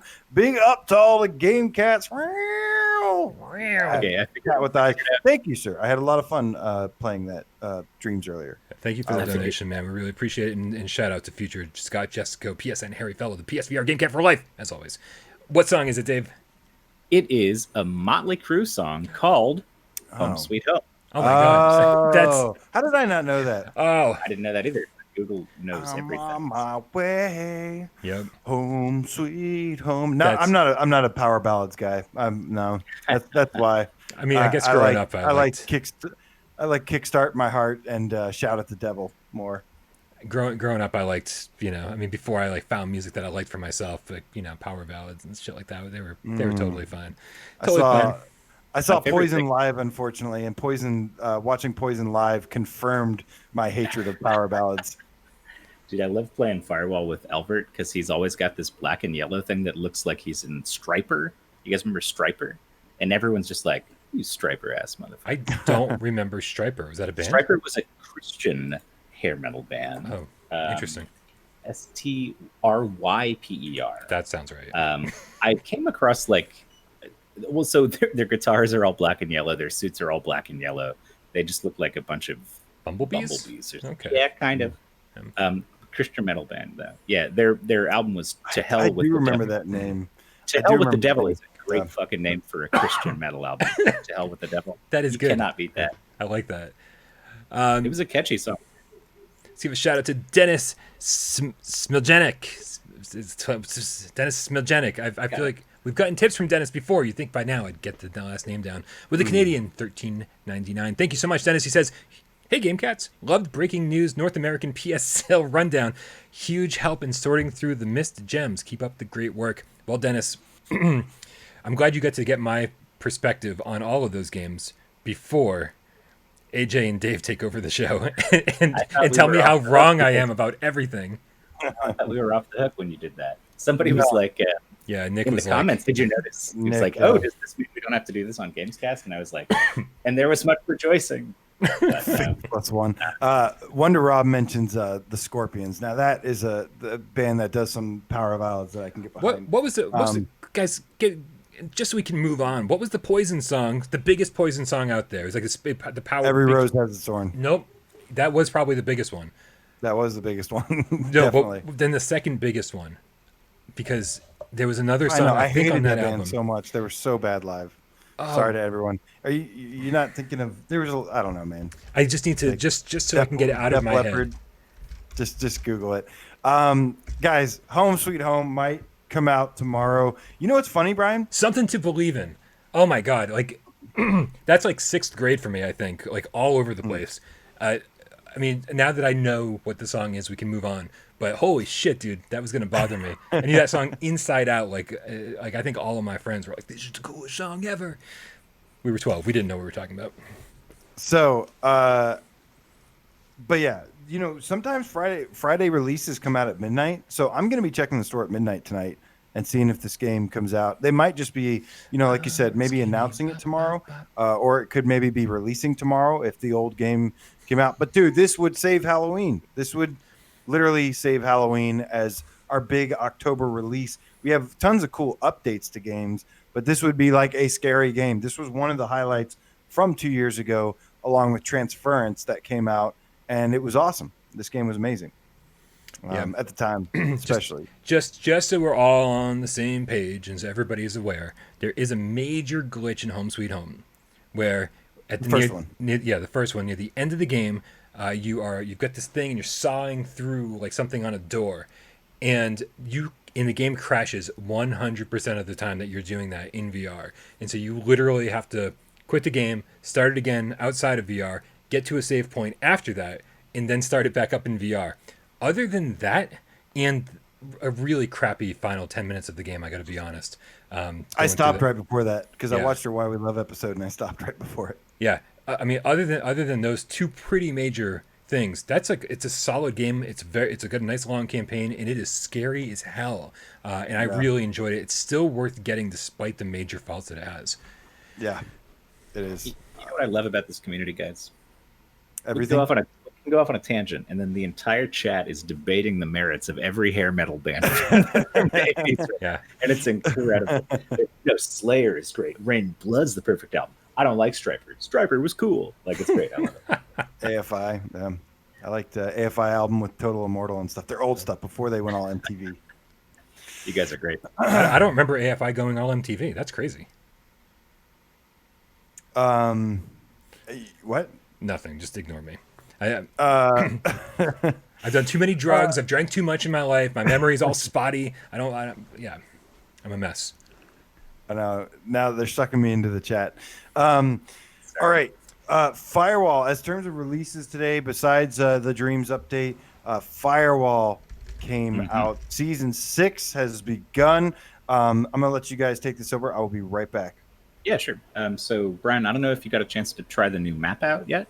No, but I've watched First Contact play it so frequently over the last week that I feel like I know the map inside out. But please take it away. Yeah.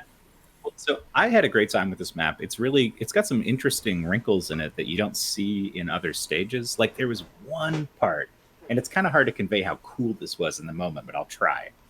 So, like, I'm the last guy left on my team, right? And there's somebody trying to hunt me down, and there's this room that's like a big kind of like industrial containers, kind of reminds you of Containment, because really what Firewall does is they remix a couple levels assets into a new stage for the most part. Everything bears elements from existing levels, and this one does too.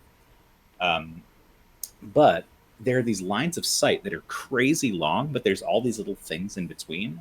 So like you can be partially obscured and get a shot on somebody, and they just have no clue, and it's like really long range and really fun.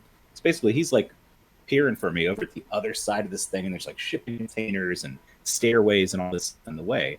And I see him pop out, and he's looking for me, and I see him first, and I got the laser on him, and just like all the way across this room, just like perfect, really fun, an experience that I didn't have in any other map that was exactly the same. But I think the design's really good. It's a lot of small rooms. There's a lot of ways to flank people. Like I said, good long lines of sight, but then it's also got corridors, a lot of corridors, like small, tight spaces. So I would say if you know Firewall, it's the closest thing is it's a remix of like Newsroom. Obviously, it's got like the newsroomy stuff with the press thing, but it resembles that as well.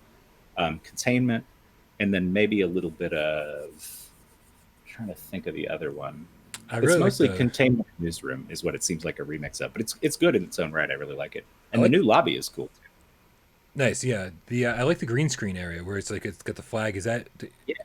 Now was that original to this, or was that in the newsroom?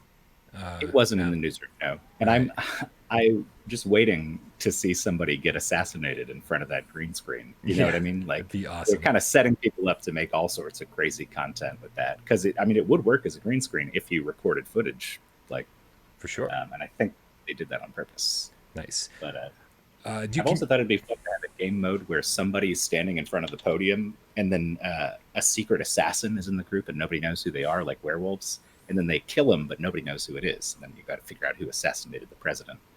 And then you chase them all down. Nice. That wouldn't make any sense, but it'd be fun. What were you going to say? What is the game that everyone's been playing? It's not Werewolves Within. Is it just called Within? Squadrons? No. Oh, Among Us. Among Us. Among Us. Yeah, right. That's the... Yeah, dude, super popular. I watched, I think I watched Kind of Funny play that for about an hour, and it just never got old, man. Like, it's one of those I think is almost more fun to watch people play than it might be to play yourself. I mean, everyone's having a blast, so I'm sure it's really fun to play. But man, like, I would certainly take a break from PSVR to go play Among Us. Well, and the other thing too is I've heard people say like, "Oh, why don't we have something like Among Us on PSVR?" And in fact, Werewolves Within is almost essentially the same concept. A little less, you're not running around and doing things at stations and stuff. Right. But like the core concept of social deception is the same. Yeah. And you get these fun moments where you're like, "I had no idea you were the werewolf, you piece of shit. I hate you." Everyone's shouting at each other, and it's real fun. I like what that's doing. I know we're totally off topic right now, but I do like what Among Us is doing because it takes the things I don't like about Werewolves Within out. Like all the different roles, like it's just too many roles, man, too many things to learn and memorize. You can jump right into Among Us and be like, "Yep, I got this." For the most part, you got to learn like different ways to deceive. But I would love a version of that in VR for sure. Yeah, the reason I brought up Werewolves also though is because somebody was asking me on an old video that I did today. I just got a comment saying, "Hey, this looks really interesting to me. I really want to play this, but I'm worried that no one's playing it." And if you have that worry about Werewolves Within, just get it when it's on a cheap sale and don't worry about it, because we play regularly often, the GameCast, like once every couple weeks, and there's a website where you can click and see who's online, where the lobbies are, what region, all that stuff. And I can't think of any other game like this that has that. So it's cool. Like, you'll find a game at some point. And also, join our Discord, man. That's what I said on the sale video too. Like for dodgeball guns, whatever, Smashbox Arena. It's like, dude, it's $4, man. Just buy it, download it now, and have it when the time comes around. Join our Discord, and we are always setting up games. There's an Honor and Duty game going on after the show tonight. As always. Yeah. Hey, AJ, I'm curious. You went away for a minute, but have you played the new map? Or checked it out? Yes, I did, and I agree.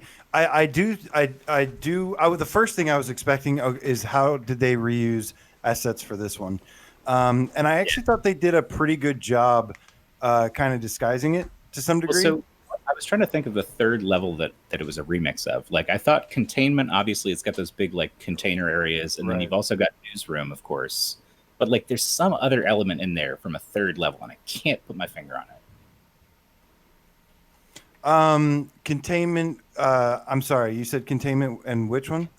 And newsroom. It obviously reminds me of those two, but there's some other. There was that newer, not docks, but the oil rig one. Yeah.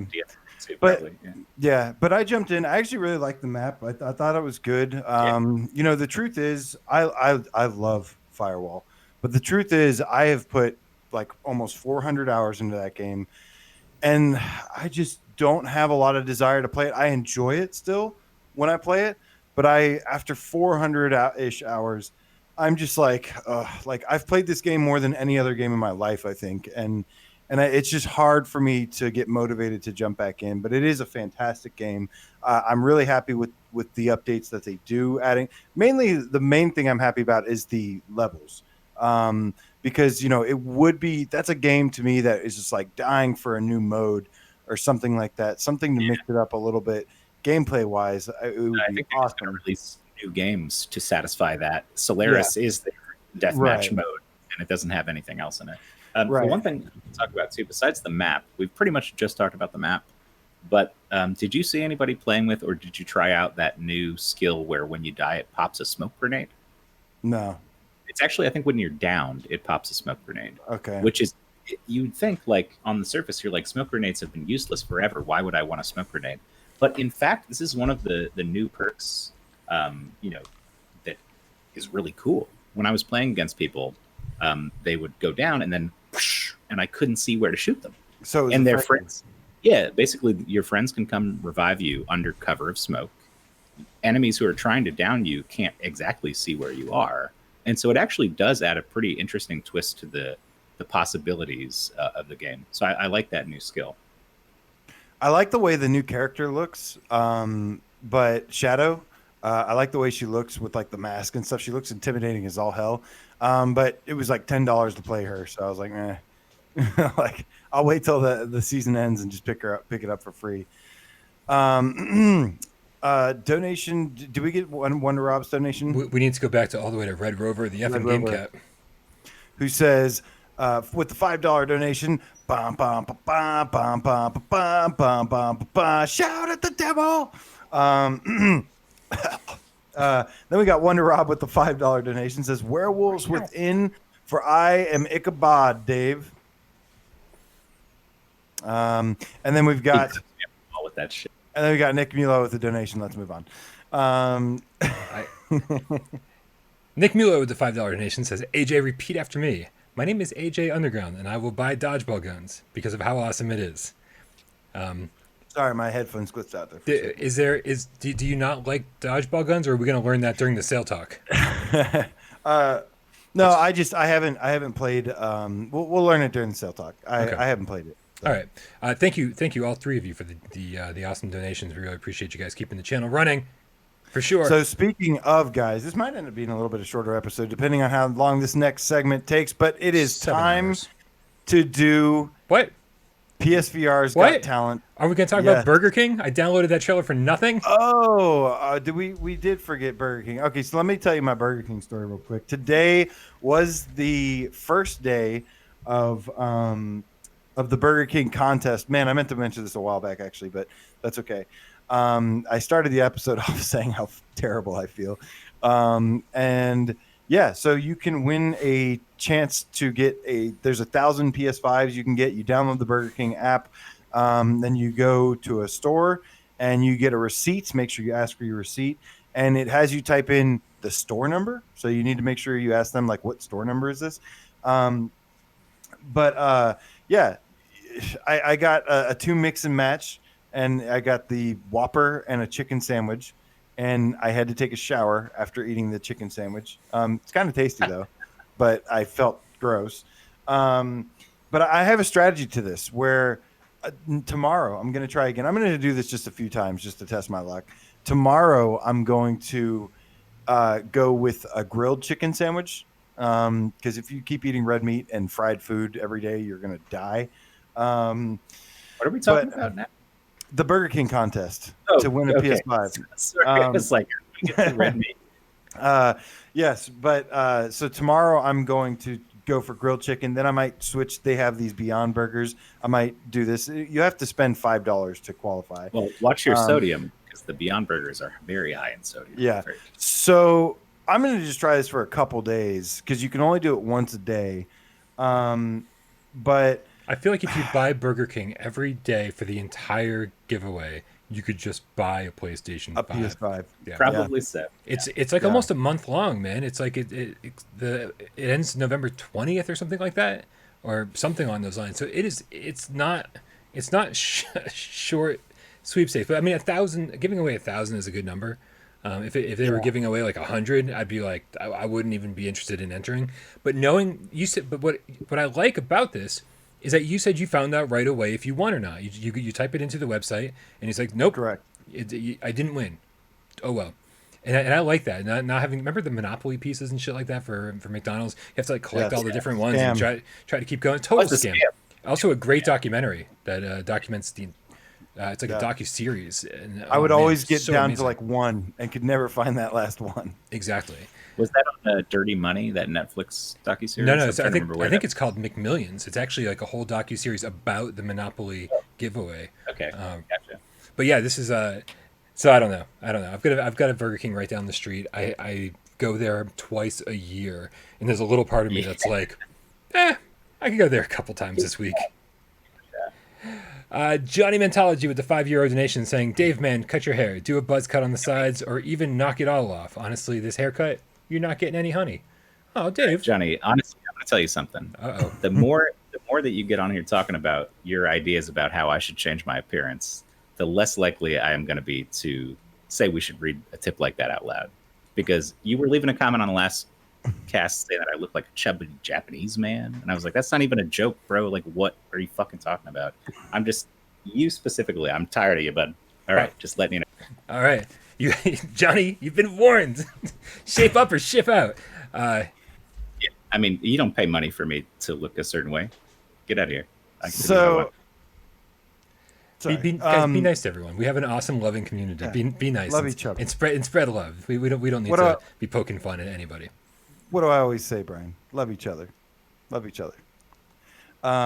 Anyways, what is? I was taking these two cats and I was banging them together, and I was like, "Love each other."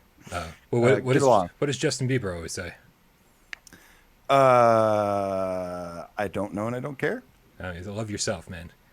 Oh. What does RuPaul always say? I don't know. Sachet? Nope. No. If you can't love yourself, how the fuck are you ever gonna love someone else? That's it. RuPaul, man. Yeah. RuPaul, words to live by. Burger King. Probably misquoted. Anyways, so yeah, you do this. You get the app on your phone. You put in information from your receipt. It's not a code. I thought they make it sound like you get a code from the receipt. It was the date, the price, the order number, and like the thing, and then you get a scratch off, and it said you did not win. So, we'll see what happens. Hopefully, I'm gonna try it a few times, and then if I keep trying it, I'm gonna end up maybe the last few burgers. I'm just gonna maybe try to find some like homeless people, and pass out a few burgers. Yeah, because when I go get Burger King at 1 a.m., the first thing on my mind is I wonder where some homeless people could be. ET2K9.now with the right message, $10 donation saying, can't we all just snuggle? Can't we? Snorgy, baby. Snorgy. Let's do this the right way. All right. I think it's time. Oh, it's not time. We got K-Panic with the midichlorian game cat with the $5 donation saying, Johnny, #refund. But it's also not time for what you were going to say it was time for, because we have not yet discussed, I don't think, Beat Saber multiplayer. This is listed on optional on the list, but I have played Beat Saber multiplayer. Nice. I like it. And I have things to say. Dave's doing an audible. It was on the list, so I'm allowed to pull it in. So, Beat Saber multiplayer came out for PC platforms. Quest, obviously, a couple of days ago. I think it was the same day as Quest launch, something like that, 12th, 13th. 13th. Yeah. And we had talked a lot about, like, what is this thing going to be? Are they going to have, like, Tetris-style, things where you can send blocks to other people and, like, knock them back and kind of mess with other players as you go? I got to say, unfortunately, none of that is there. It's a straight score battle. But I actually was more impressed with it than I thought it was going to be. Because, like, when you get into Beat Saber and you realize that there are other people's avatars sitting over there and you can see them, and it's got your rank at the bottom, it shows you everybody's scores as you go, and you're all playing the same song at the same time. So, like, that one missed note becomes, like, a huge deal all of a sudden. You're like, damn it, I went from rank 1 to rank 2. I got to get myself back up there. And actually, even just as a score battle, it ends up becoming pretty fun. And, like, you get 5 seconds after you win to just dance in front of everybody, which is so fucking fun. Like, anytime you win, you can just, like, do your little thing, and everybody has to watch you, like, do your little gloat, whatever. But it's pretty cool. Like, there's no voice chat or anything. And like I said, I kind of wish there was more mechanically going on than just, like, a straight score battle. But it's really satisfying and really fun. And I think people are going to love it when we get it on PSVR, for sure. Hopefully we get it sometime soon. Yeah. The other thing is, like, it's really just like 5 lanes all centered around a platform in the middle.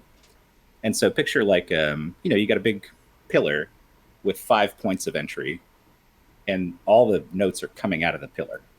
So you're all looking towards the same central location, but if you look left and right, you can see people, like, in a circle around it. So you can kind of watch their progress at the same time, and you can see their arms swinging and stuff. So it's cool. Do you see their blocks coming at them or no? I haven't really paid that much attention to it. I'd have to go back and check. I wasn't super focused on what they were doing other than just noticing like, hey, this guy is doing well. Let me look at his score real quick. I And like, saw a little gameplay, and I know when you get knocked out, you can see them slicing blocks, but I don't know wouldn't know about 'cause I've when never you're been playing. knocked out. Oh, The one thing I will say is there's this weird spot where like if you're not confident on expert with like all the expert songs and you go to play on expert mode, you might get your ass kicked more than you'd like to, and then you'll switch it down to hard and you'll destroy everybody in there without a challenge. So like getting to that sweet spot of what is fun to play like difficulty wise against other people online is going to take some tweaking. Like don't go by what you usually play on, because if you play expert plus, there is some motherfucker out there who's going to ravage you on expert plus online. Like you will have no clue. So that probably goes in line with what Delirium Drew said. He says, I played in like 7 lobbies in Beat Saber and never placed first. well, He's he probably wasn't playing. playing hard. Yeah, he probably did expert plus. For me, I played like 5 on hard and I got like 3 wins out of the 5, and I got like second place on the other ones. So I was like a little too good. But the last thing I want to say about it is how you pick songs. So everybody gets a vote on a song, right? Nice. You can pick either from the baseline packs, like what's included for free, or you can put it out to all the DLC packs. The one issue I had there was like you can't select just. I don't think you can just select like I want Monster Cat only, because I don't own Imagine Dragons and Green Day and so on. Right. It lets people pick from all of them, and if you don't have the song that's suggested, you can't play it. You have to spectate, which is kind of lame. So what I did was pretty much just put it on the default tracks because everybody has them. Right. You know, so that was easier for me. I think you'll have trouble finding stuff that you can play on every round if you go into the DLC packs unless you own it all. So that's an issue a little bit, but it was still fun. I had a good time with it. This will probably sell some DLC packs. Probably so, yeah.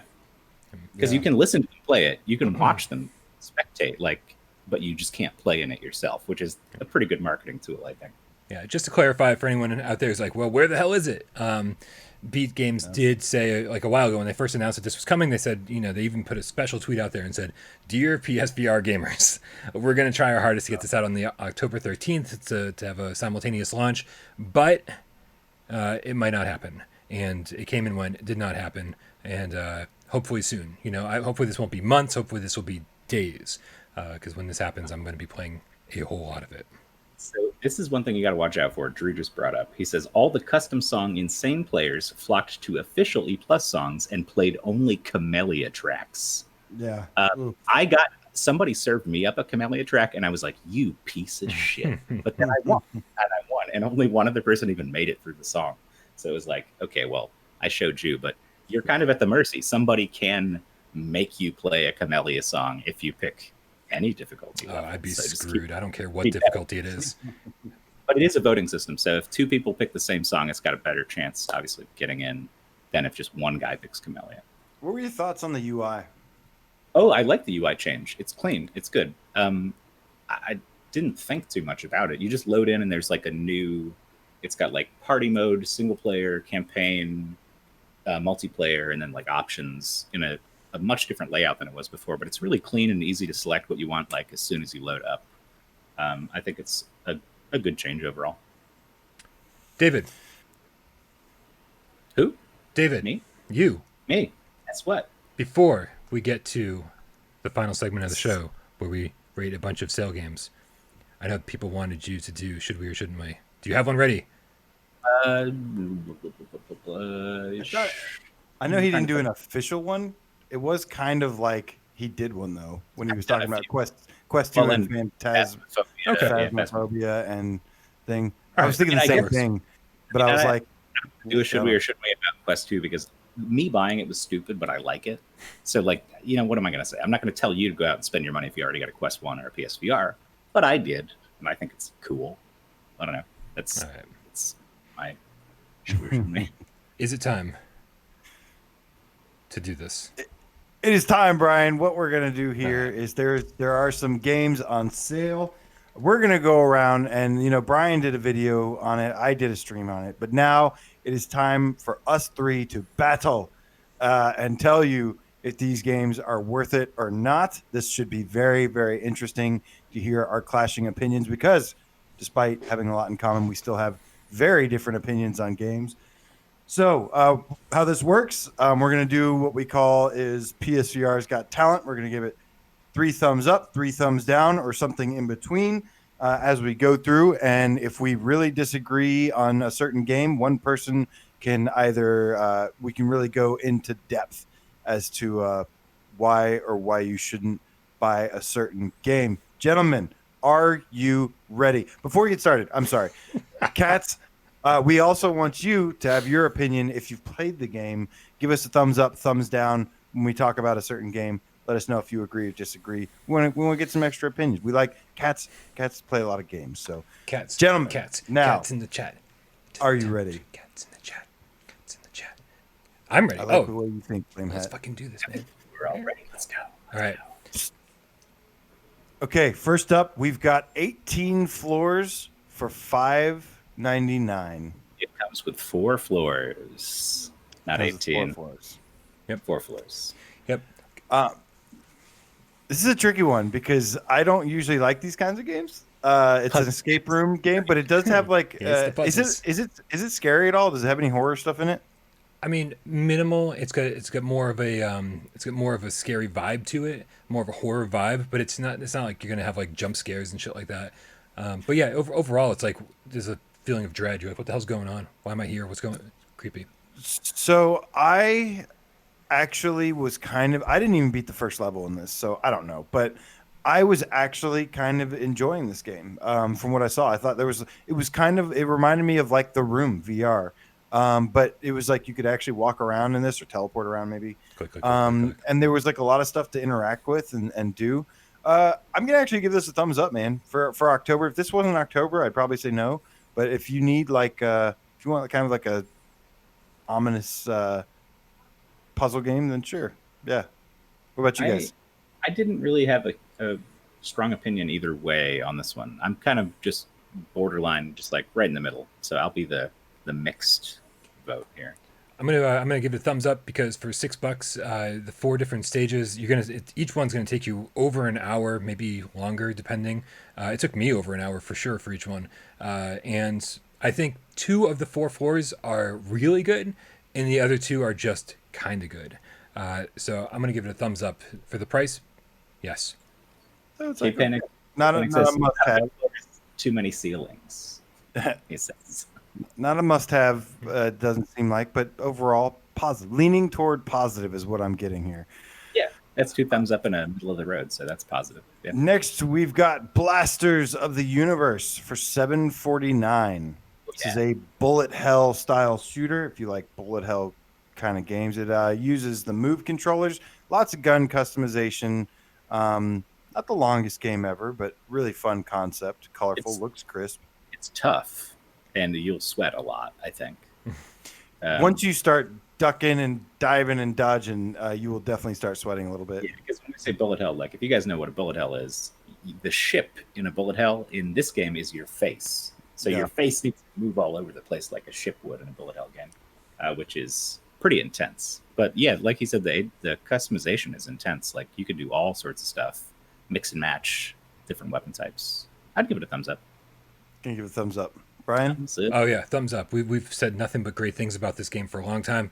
For $7.49, I think it's been on sale for as cheap as $6. But I mean, it's good. It's good for the price.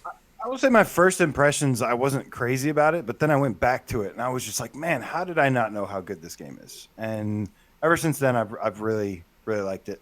If you call something a bullet hell, I'm very easy to win over. So I liked it off the drop. I was just like, oh, it really is a bullet hell, isn't it? Chat seems to agree. I see lots of thumbs up for this. Oh yeah. So this is unanimous. A must. I got a jacked up neck. Years of headbang. Blind for $12.49. I got to be honest with you. I have this game, and I've never played it. You don't need to. It's fine. Yeah. So the concept really throws me off. I mean, like I said in the video, I feel like it starts off really well, and then what the hell just happened? Sorry, don't mind me. Are we offline again? No, we're fine. I just lost all control of the video. I don't know what's going on sometimes. Yeah, no, it starts off really well. I love the concept of it. I'm like, you get the stick and you're banging against things, so you illuminates the room because you're supposed to be blind, and this is sort of your echolocation sort of thing. And I really liked it. And then man, the puzzles start to suck really bad, and then the whole end of the game is just throwaway. I remember, I think Dave, you and I were talking when we were reviewing this thing back in the day, and we're just like, wow, what a fucking horrible left turn this thing takes during the last quarter, and it's just boring. It is. And it's got some cool ideas though, like the sound puzzles, like the music puzzles are a really cool concept, and I like the implementation of the echolocation thing at first. It seems really cool. And oh, this is such a unique idea. I've never played a thing like this.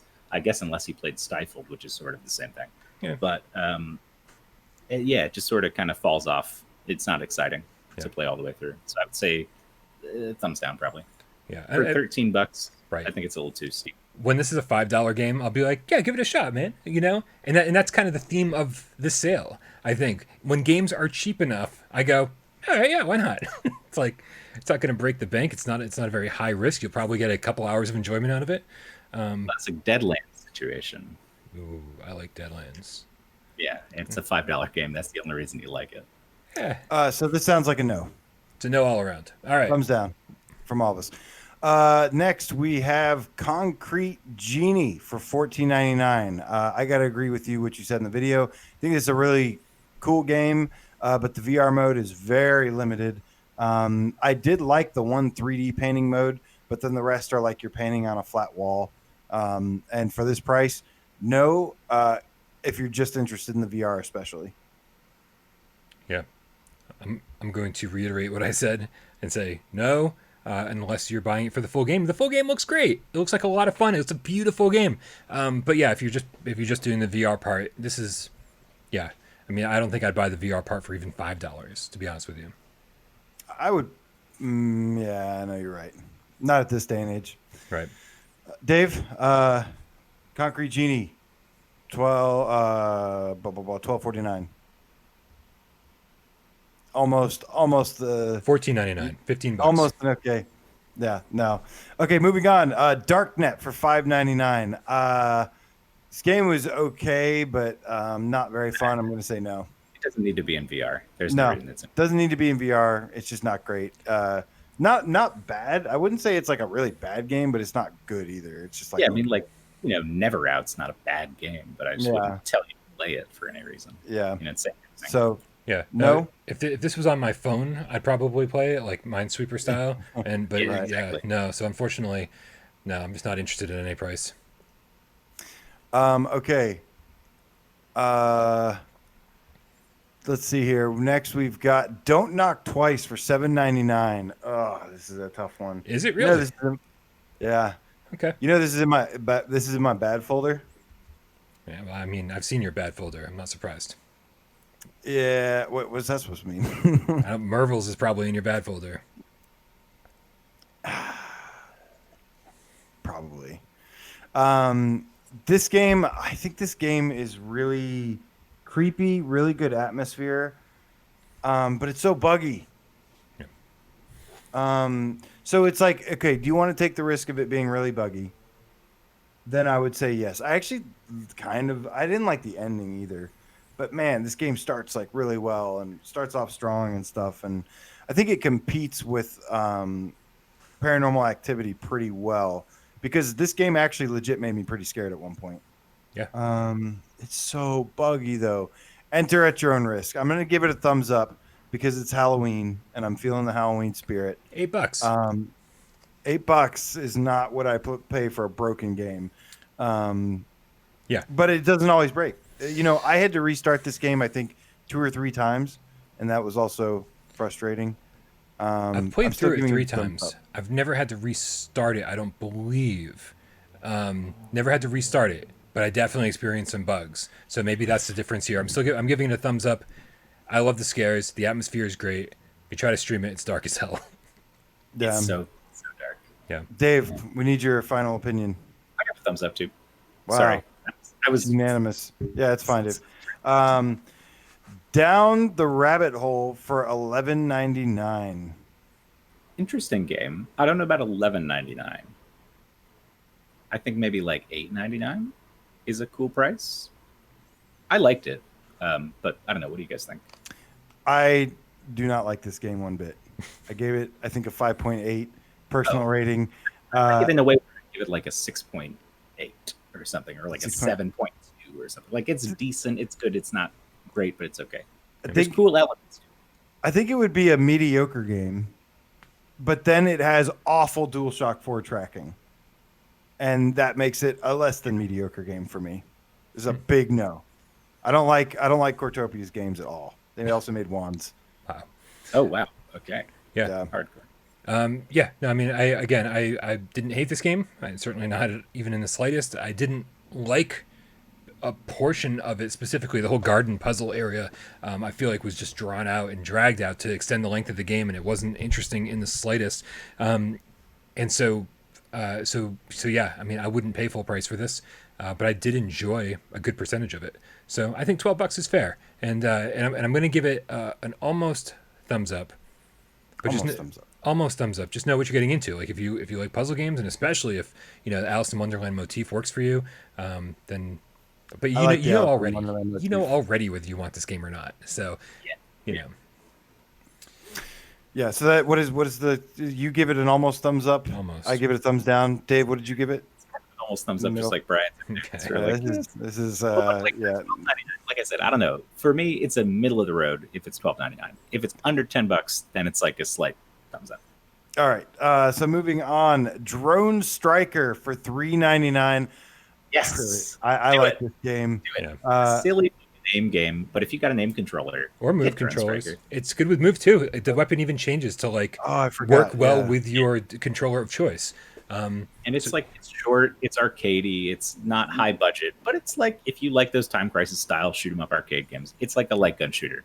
It's fun. 90s arcade light gun shooter goodness. Yeah. I'm giving this a thumbs up. I will say something about it reminds me of Dexed, where it's like you're just on this rail and you're moving so slow on this rail, and so sometimes you're just like going from platform to platform, and I'm just like, I wish there was a little more like we're running, we're jumping, but no, it is just like this is the line and we're going down the line. Like, all right, well, I'll take it, man. For $4, I'll totally take it. It's a lot of fun. Yeah, $4, absolutely. Also, I know Dext isn't in the sale, but I kind of like Dext. I like Dext.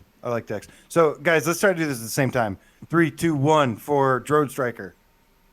That is 3 thumbs up. Unanimous decision. This one should be interesting. Evasion for $9.99. Yeah, I think so. I mean, it's a co-op game. They fixed the thing with the aim controller where you had to like break your finger trying to shoot stuff. Yes. And so like picture it as like Galaga in a Farpoint world. Yeah. Pretty much. Like enemies come in swirls and they fly around sort of like arcade style and you shoot at them, but you're moving around in a kind of a dusty sort of sci-fi environment. For this price, I think, yeah. I had some issues at launch, but it's cool. And if you want to work out, you can actually jog in place to run this game if you want to. That is a pretty cool mechanic. I will say at launch I had 2 problems with this game. One, all the enemies were fucking bullet sponges, and it just got so tedious. I was just like, oh my god, this isn't even fun. Doing that too. But the other problem I had at launch was the price.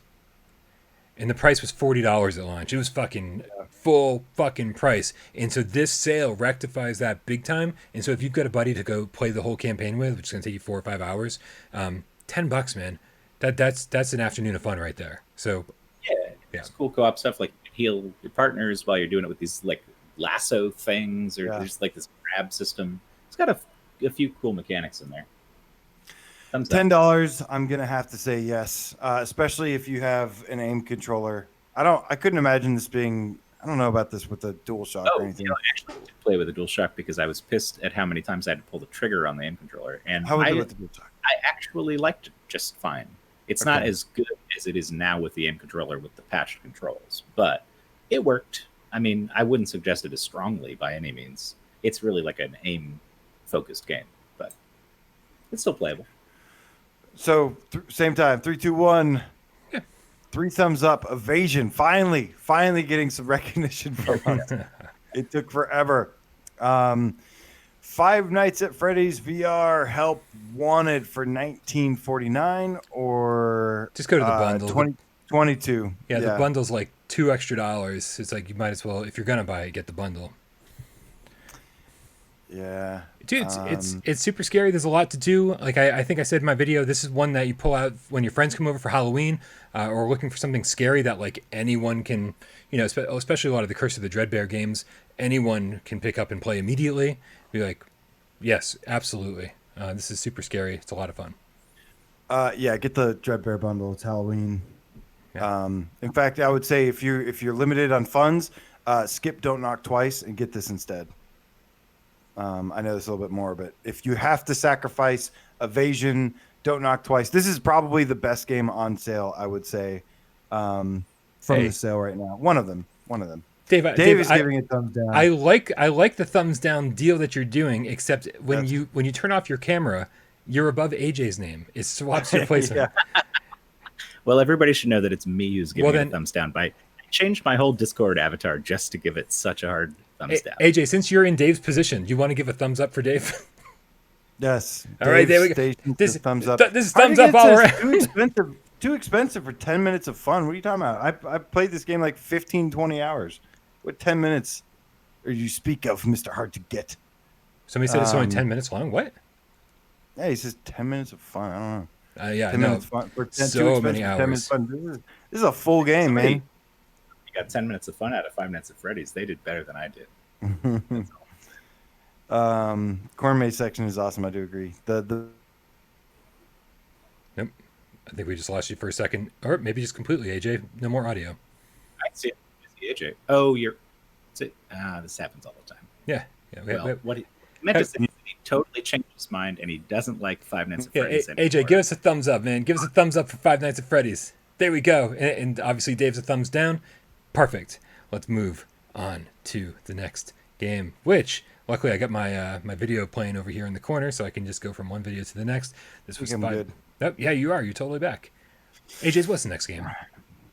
Next game is Freediver Triton Down for $8.99. I like swimming, and I like the swimming mechanics in this. Yeah, don't turn on auto swim. Long.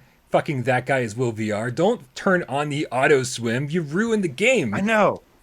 He was during my stream. He said that. He was like, wait, you're using the regular swim feature? I'm like, yeah. How do you play this game without it? You just hold a button. It's so boring. Yeah. You get to do this and you get to do this and doing basically this is fun. It's a short game. You grab onto rocks and like pull yourself around and stuff. It's I love the locomotion system in this game probably more than anything else. So if you turn on auto swim, you ruin that. It's kind of like is it detached or is it what's the one I'm thinking of that has this same kind of style except for it's in space instead of underwater where you Horror Station, Downward Spiral. Horror Station, Downward Spiral. Right. Detached and Downward Spiral I get mixed up all the time because they're like they have almost the same name. They're dark sci-fi games, but yeah. This is more like surviving a sinking ship. Well, I just meant the locomotion mechanics with the swimming of like being able to push yourself off stuff and kind of move through the air. Yeah. All right, we got to keep moving. Same time. 1, 2, 3. Yes. Thumbs up. No. I didn't play enough of it. I don't know. You didn't play enough of it. Really? Did you get to the ship? I was on the ship for a little bit. I think it's super short. I know it is. I knew I was going to get roasted. I don't play every game all the time. Okay. So I got it, but I can't say yes or no. But if you guys like it, I'll say probably it's good. But I haven't played enough. So interesting. The only thing that's really wrong with it is the length, and I think that gets taken care of when you get a discount that's this big. Yeah. All right. Okay, Gungrave VR and Gungrave VR UN for $9.99 and $3.99. I have avoided these games because you've told me not to play them, even though they look like something I would like. They look like something everybody would like because Gungrave is dope as hell. Gungrave's awesome, and like the one that started actually adding VR stuff, like there's a lot of like side-scrolly third person. Like there are elements though where you get in and you're like actually shooting people like a light gun game, and for a minute you're like, this could be fun. This might be fun, and then it just isn't. Yeah. All right. Well, we got to keep moving. So I can't say anything. I haven't played it. They got you covered. Skip Gungrave games. Huge thumbs down. I'm hungry. Let's make sure we keep moving these pretty fast now. Yep. I'm hungry for $6.79. I haven't played it. I don't like food cooking games or whatever. It didn't strike me too much. I played a little bit of it. I'm kind of thumbs down on that one too. I mean, it's about as good as Counterfight, which is fun. Get a samurai sword. No, you don't. So it's not as good as Counterfight. Graphics are fucking. I mean, I think like beautiful, but they're really blurry. I think some of the character models, animation is really good in this, and it's blurry. But I had a lot of fun with it, and for the price, I mean, if this is again something you're interested in, if you've already played Counterfight, then yeah, maybe. I mean, it's like a kind of a halfway here, you know. But I think what it does is decent. Mm-hmm. All right. So one halfway vote from Brian. Intruders Hide and Seek for $3.99. I need to buy this game. I haven't played it. What? Oh, that's so cheap. $3.99. Yeah. You can't give me a hard time about Freediver. I didn't. If I played this, I probably would finish it. But I would say for $4, that's kind of yeah. The intro is really stupid. Don't go into it thinking it's going to be really well done and like narratively and stuff like that. It's silly, and this is a group of students, and English I don't think is their native language, and there's a little bit of funkiness in it, and you'll laugh at it at first. But it's a stealth game as it goes on. Like, it's not bad. For $4, I think it's pretty good. Yeah, the main star of the show here is the house, because you play it in the daylight, you kind of like learn the ins and outs, and then suddenly like shit goes down, it's nighttime, and you got to work your way around the house, and man, it is fucking insane. And you got to like watch out for intruders, and to me, it's the name of the game. But man, the story takes a really serious twist, and I mean, let's just say it's fucking perfect for this time of year. $4, I really don't think you can go wrong. 2 thumbs up from them. All right. Here we go. Knockout League, $9.99 with the heavy bag edition. So this is what I got to say real quick. I think this game is very, very good. If you like Super Punch Out or that concept where you just learn their patterns, you dodge, and then you go poo, poo, poo, poo, poo. And then you get to fight some weird shit like an octopus with like 8 arms. Right. And it's very cartoony. Then on top of that, it's also a good workout, and it has this heavy bag add-on. I say get Knockout League and get the heavy bag add-on. Absolutely. Yeah. Both agree, everyone? Yeah, I think it's pretty good. I mean, I'd love to see it a little less money, but it's a good game. Yeah. I mean, the heavy bag DLC specifically, it seems it's so minimal. There's like it adds so little, I think, to the game, but it's like for the $1.50, it's like, well, you might as well make your game complete now that it's like way cheaper. This game is great. It's very, very challenging. It'll test your patience for sure. But yeah, no, 100% thumbs up. You guys, thumbs up? Thumbs up, Knockout League. All right. Paper Dolls for $5.09. Brian, hi. When you said I'm gonna hate you in your video, yes, I do hate you. I was speaking directly to you. I know. No to Paper Dolls. Look, I like the way this game starts out. I really like it at first. It has that cool art style and stuff. But this game gets so bad the further you get into it. It gets so much worse. It is just a no, absolutely not. I think it starts off bad because the controls are so terrible. You're clicking trigger to step. Holy crap, this sucks. And then double clicking the trigger to turn. It's like, how often do you accidentally do that while you're just trying to walk forward? And then as you get used to that, I feel like the game gets better and better. And man, I had a lot of fun with this game. It's super dark. Again, be very patient. For $5, there's something good here. I'm kind of middle of the road on this one. I don't know. I have trouble sometimes with those games where it's like, oh, if you just put in like 4 hours of work, it's really good in the second 4 hours. Yeah. It's like, if it takes me the first half of the game to appreciate it, I'm not on board. So I'm going to go mixed on this one. I'm only doing thumbs up because of the price. There we go. Totally split decision. Yep. Pierhead Arcade for $7.49. Yeah. I think it's worth that, and I usually would endorse this game, but because it's the timing right now and there's so many other ones I said to go for, I'm going to have to say personally pass this time. I think there's a time and place for this game. I don't feel like this time is right now. I think it depends on what you already have from this sale and what you want. Yeah. And if you've already got like carnival games and stuff like that, or if this looks interesting to you, I think my favorite part about it is that it's got that sort of carnival games aspect to it, but all the stuff you unlock as prizes is actually really fun to play around with, as opposed to carnival games where it's just dumb bullshit you can't do anything with. Yeah. So in this one, like, you can get drones and RC cars and also like frisbees and stuff that you can play around with. And so there is sort of a reason to keep getting tickets and go back to the counter. And it gives you that feeling of being in an arcade like a kid. Good. And like, I want that cool electronic up there, and then you get it. So I would say yes on that one. I like it. I'm going to say yes, middle of the road.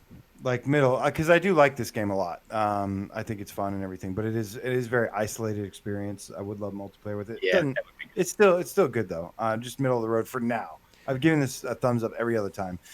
Shout out to Scott Jessico, PSN Harry Fellow, the PSVR GameCap for life. Whew, that's a mouthful. With the $5 donation saying, before you go, have a pizza slice on me. To the best YouTubers around, big up all the Game Cats.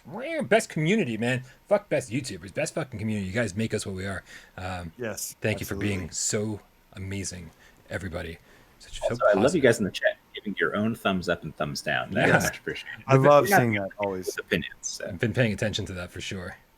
Okay, Ski Jumping Pro for $7.99. Again, this game was actually not as bad as I thought it was going to be. Right. But it's still not great. It gets repetitive. It's basically one thing the entire time, just over and over and over. And it doesn't have aim support. Does not have aim support. No aim support. For the sake of if we're all going to give it a thumbs down, can we just all give it a thumbs down? I mean, I'm going to give it a thumbs down. I mean, there's going to be people out there that are looking for this, and it does what it does well enough. And I didn't have the worst time, but no, there's better things to play. $8. Smashbox Arena for $3.99. This is the dodgeball guns that Nick speaks of. I haven't played this, so I'm not going to say anything. Dodgeball guns is fun. Obviously, when it came out, there were people playing at the time for a little bit. It's one of those games, obviously, people are going to say, oh, are there still lobbies? No, there's not lobbies. No, people aren't playing this. We have to make the lobbies. So if you guys all decide to buy this in the sale and then we get together on the Discord, then yeah, you can play it and it's pretty fun. But if you're not interested or willing and to do all that, I would say probably pass on it because you're not going to get much out of it just yourself. Yeah. Even for $3 or $4, like it's a great game, but unless you're going to go out of your way to set up a lobby to play it, you're not going to get a chance to see the real meat of the game. Yeah, so. If you're not interested in joining our Discord and like trying to get a game together, I 100% agree with Dave. Also, it's got, I believe, click turning and only teleportation as the mechanic. You fire like a frisbee type disc to where you want to jump to. And there's like this minute delay, like a couple second delay, but it's all part of the strategy. It's all part of how the game is played. And there's going to be people that automatically discount it for that. Don't. This game is too much fun, man. Every time I play it, I go, man, I wish this was still the most popular multiplayer game out there. It's 3v3. Always have a blast. So it's a thumbs up for me. I haven't played it. I typically, the fact it's very divided. I don't like anything that I have to. If there's no lobby for it, then you can't convince me to buy it because I'm not going to set up a game for it. Squishies for $3.99. This is that guy's Will's favorite game. I actually don't think this is a bad price for the game, but I'm still going to say no because I don't create. It's stuff not fun. It's just not fun. It's not very fun. No. I don't know who thought this was a cool idea. Thumbs down, Dave. Okay. Stunt Kite Masters for $4.99. Why is this $4.99? Just leave our hands down. Even on sale. Yeah, this is really bad. The Perfect Sniper for $4.99. I got to say something real quick about this. I actually really liked a lot of this game, but there was two levels in particular. There was one where, basically the ending soured me on this game. I was so on board with the Perfect Sniper until the last level. And I was like, how do you end like this? Like, no, Perfect Sniper down. It's not as bad as I thought it was going to be, but, and I did enjoy most of it, but it ends with such a bad ending. Really, I could go in more on it, but we got 2 minutes left. So thumbs up for Perfect Sniper. Thumbs up. It's not great, but it's certainly a fun little sniper adventure where you get to ride around in cars and take people down. It's not great. It was surprisingly immersive for looking like one of these Just in Time Inc. games. It actually was surprisingly immersive. Just in Time Inc. is way better than the Perfect Sniper if we're going to get into that, but we don't have time. So I would for middle of the road on this one. I don't really care. Maybe I'll do middle of the road. Maybe it's so cheap. You know what? play it, I'm going to come down to middle of the road because I don't want anyone thinking I love this game, but it's like it's for $5. I enjoy it. Middle of the road. Yeah. I enjoyed, like I said, I enjoyed the majority of it, but the ending really pissed me off. The Walker for $2.99. I want to. If you're so desperate for wave shooters that you will buy all of them, any of them, yeah, sure, get it. It was actually a lot better than I was expecting. But that being said, this game, if it just had like locomotion or something, it would actually be a freaking kick-ass game. 100%. Because it's a wave shooter, it looks good. It's got some cool mechanics. It's got cool-looking enemies. You can switch between a gun and a sword. Like, this is like everything I like, but it's a wave shooter. It doesn't come together into like a satisfying gameplay. No, but surprisingly so much better than I thought. I'm going to give this a middle of the road because I don't know. You can definitely do a lot worse. I'm with you on that. Same. I'm going to give it a thumbs up only because it's $3. And for $3, you get a few hours of gameplay here. I think the tone is super creepy. And I love the in-between level stuff where it's like you're back in your house and there's weird shit happening. And then you eventually get the upgrades. You like rub them on the guns and the weapons and shit. And it's like they power them up. And the enemies are just, it's not great. But for $3, I'm like, yeah, man. It's so easy to recommend for $3. Everything's easy to recommend for $3. And this... Right, and this was what, $20 at launch, and it was $10. Became $10. Yeah, I mean, you'll get $3 of fun out of it for sure. Shout out to Donatello, the Scientist Game Cat, with a $10 donation, saying this is the best community. Why, you ask? Science. Is that bitches? Is that what he's saying? Science, bitches. Science. He's a Scientist Game Cat. Thank you very much. Okay, here we go. Thumper for $5.99. You should have had this game already, but if you don't, buy Thumper. Amazing rhythm violence game. Big thumbs up here. One of the best. Personally, I don't know how it's not in our top 25. If it's not in our top 25, it's like right there. It's like right there, right next to the top 25. There's still time for us to get it in before. There's always another top 25 list looming on the horizon. Absolutely, definitely thumbs up. $6 is a steal. I feel bad for not giving the developers more money, to be honest with you. I know. Yeah, you really should buy Thumper. Unearthing Mars for $4.49. I haven't played first that one. First one or the second one? First one. No fucking way. No, don't ever buy that game. No. That's a big no. Brian's gonna say this has a bunch of chapters. It's got a lot of variety to it. It just never gets very interesting. With the little baby dinosaurs for some fucking reason. So strange, right? So strange. Variety, but for what purpose? To what end is the variety? There were moments when you're like in the caverns and you're mining, like in this like there's like sparks coming all over the screen and shit. Coming all over the screen. I didn't mean to say that. But it's but you're just like there's moments where this game could have been good, and for $5 I'm like, it's not. You know what? Can we just say no? Just say no. We'll move on. Sorry. Mad Max, the Mad Game Cat Gamer. Witness the $4.99 donation. We'll ride so much, into Valhalla together. Wait, so I need like silver. I need some silver spray paint. I'm not gonna inhale this. Oh, it's empty. Oh shit. Yeah. I wouldn't want to inhale that by accident, anyways. That's bad. Okay. Unearthing Mars 2: The Ancient War for $9.99. I wish this was cheaper. This game is just like mediocre. Actually had some nice surprises the first time I played it. But it gets pretty boring. I'd say get Drone Striker instead. This is a waste of $10 though. This is too much for $10. I think it's a little too much. I wouldn't say it's a waste of $10 because as frequently as I said, fuck Unearthing Mars. Unearthing Mars 2 is a completely unrelated game that has it bears no resemblance to the first one. And it's an aim shooter on rails again, which has a couple cool boss fights and some cool elements where you're like dodging from point to point, getting away from attacks and shooting back and stuff. It's not great. Some cool mechanics. It wears out its welcome. Just for $10, I cannot recommend this though. I'm like close to a thumbs up, but I'm like middle-y. I'm right there. I'm close to a thumbs up as well. It's not bad. And I had fun playing it, but by the end I was just like, can this just be over, please? I'm gonna do close to a thumbs down there. So, okay. Waddle Home for $174. I never played it. It's like not fun at all. It doesn't need to be in VR. I'm gonna say it's a bad puzzle game, kind of. I think that came to us from the same people that ended up making Evasion. Yeah, Archaeact kind of published all of these things. I don't know if they developed all of them, but they did publish them all. Yeah, that gets hairy because they published A lot of things. Blasters of the Universe too, but that was made by Secret Location. Right.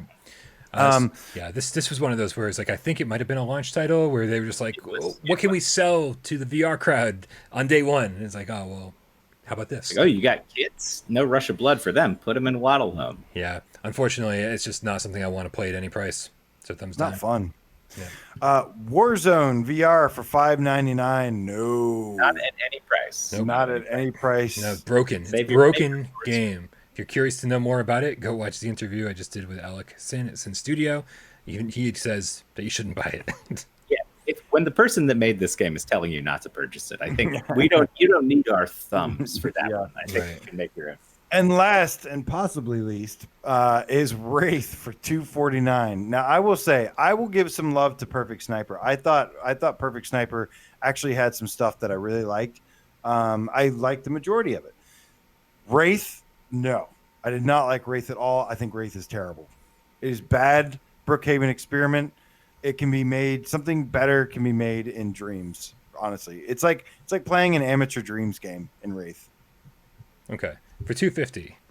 Here's the problem. The biggest problem with Wraith. It doesn't go anywhere, right? You pick a stage and it's like just fucking endless, and it slowly gets harder, so slowly, just almost no difference, and then it gets darker and darker out, which means you get to enjoy the limited scenery even less, and nothing happens. There's like no boss or anything like that, and so it just doesn't go anywhere. I do like the mechanics of like the real-time marketplace. You have to like buy ammo or switch weapons, buy new weapons on the fly depending on what you can afford, and I kind of like that almost enough to be like, hey, go check that out, but there's no real game here. So no, unfortunately, I got to say no, but I do kind of like what it was attempting to do. In a world where Brookhaven experiment has existed for years, why Wraith? Walker is so much better than this. Yes. Even Walker is like so much better than the Walker has bosses and cool environments, and it's got everything this doesn't have. For sure. Go buy, if you're going to spend $3 on a game, go buy the Walker instead of Wraith. So thumbs down, unfortunately. Thumbs down. Yeah. Well, that is it, Brian. My goodness. Oh, what about me? Do I get to keep talking? Did you give Wraith anything? Oh, you said, well, that is it, Brian. Oh, that is it, Brian, Dave, and GameCast. Yeah, that's what I was like. Okay, well, is Brian off the hook and we got to keep going? Well, he usually does the outro. You don't, which is why I said Brian. I can if you want. I'll just hang out if you guys want to shoot the shit a little bit longer. Should we wrap up with some housekeeping? What's up, I think we should wrap up with some housekeeping. What housekeeping you got for me? Any good housekeeping? Discord. Everybody get in that goddamn Discord. There's a link in the description below. Half the people you see in this chat, at least, are already in there hanging out. That's right. And you could be one of those. We set up multiplayer games. If you do end up buying the dodgeball game, guns. The only way you're going to get them at. So, people are going to be searching on the PlayStation Store to be like, dodgeball guns. Dodgeball guns. Nothing? Dodgeball guns? It doesn't exist. Yeah. Join the Discord. Conversation happens there 24/7. I love waking up at like 4 o'clock in the morning being like, let's see what's going on in Discord. Right? Something going on? Always something going on. Even if it's been a little bit slower lately because we've had so many games to play. That being said, guys, I think we need to get out of here. It's been an awesome show. Thank you, everybody, for hanging out in the chat. Thank you, everybody who fucking commented. Thank you to everybody who donated. Really, really appreciate that. But of course, thank you to everybody who sat back and didn't say a word. Thank you to everybody who's watching this later on and is not able to catch it live. We appreciate you guys. Like I've said it 1,000 times. I used to be the guy that my favorite thing on the face of the planet was Podcast Beyond. I never once commented on any one of their videos ever. They didn't even know I existed but it was my favorite thing on the face of the planet. I know there's at least one Brian Paul out there that's never said a word on any of our videos, but you still like what we do. So thank you very much for being who you are and watching in silence. Also, make sure you go subscribe to Dave over at Dave Station VR. Make sure you subscribe to AJ at PSVR Underground, or at the very least, follow him on Twitter, because I think he does something over there. That's it, guys. It's been another long episode. It's been another awesome episode. Thank you all the moderators out there making our job easier, so we don't have to block people being pains in the asses. We get to be the good guys. I love it, man. I love it. You're all awesome. Can I cue the cat? Cue the cat. Bye, everyone. We love you all. What was it? Trent said what was the best value from the sale and like the best game and value from the sale. If you had to pick one game, from this, Thumper. Thumper. Yeah. I agree, Thumper. But Thumper. But let's say goodbye to Great Tantrum, also known as JB. I know his real name, but I will not say it. No, I have too much respect. His name's James Brown. James Brown is his name, guys. Donatello, the scientist, Game Cat. Thank you so much, man. Wonder Raw, Meow, Flame Hat, the Game Cat. Thank you so much. It's that bearded Game Cat Sage. Thank you so much. Brian says, I'm Brian. Oh, hi, Brian. He's a student. You know him from emails, remember? I do know him from emails. Guy Son. Incredible. William McKinney. Gilman, Duran Fan VR, the Game Cat, Scary Harry Flanagan, Steve IRE, thank you so much. K Panic, the Midichlorian Game Cat, hard to get, thank you. Do not thank us. Bob Zarkoff, the Underground Dave Station Game Cat, still the #1 PSVR. Name on YouTube. Hell yeah. Robert Sullivan, Decepticon, GG, oh yeah. Nick the Game Cat, how Johnny No Pocket, is that who that Game Cat? Black Arrow Cartoons says Walker sounds promising in VR. Keep your expectations low. Yeah, very low. It costs less than a coffee, so yeah. It does cost a lot less than a coffee for sure. Twitcher, the single player Game Cat, just incredible. I think I already said you. I think that's almost everybody. Roy Schwartz, my dude, Delirium Drew, thank you for modding. Void Citizen, Andrew C. That's it, guys. That's it. That is it. Man, I can't wait, dude. We're so much closer to Halloween every single day. Dude, are we going to stay up till midnight? We're going to stay up till midnight and see if Home Sweet Home 2 comes out. Till midnight. I'm so excited. Oh, what? What is it? That could happen. It probably wouldn't be at midnight. I saw Gamer Chick 13 in here a lot. Shout out to Gamer Chick 13. What's up, I think it's finally time for me to start using my spooky voice when we do Without Parole games on Patreon. It's so spooky. All right, good night, everybody. We love you all. Good night.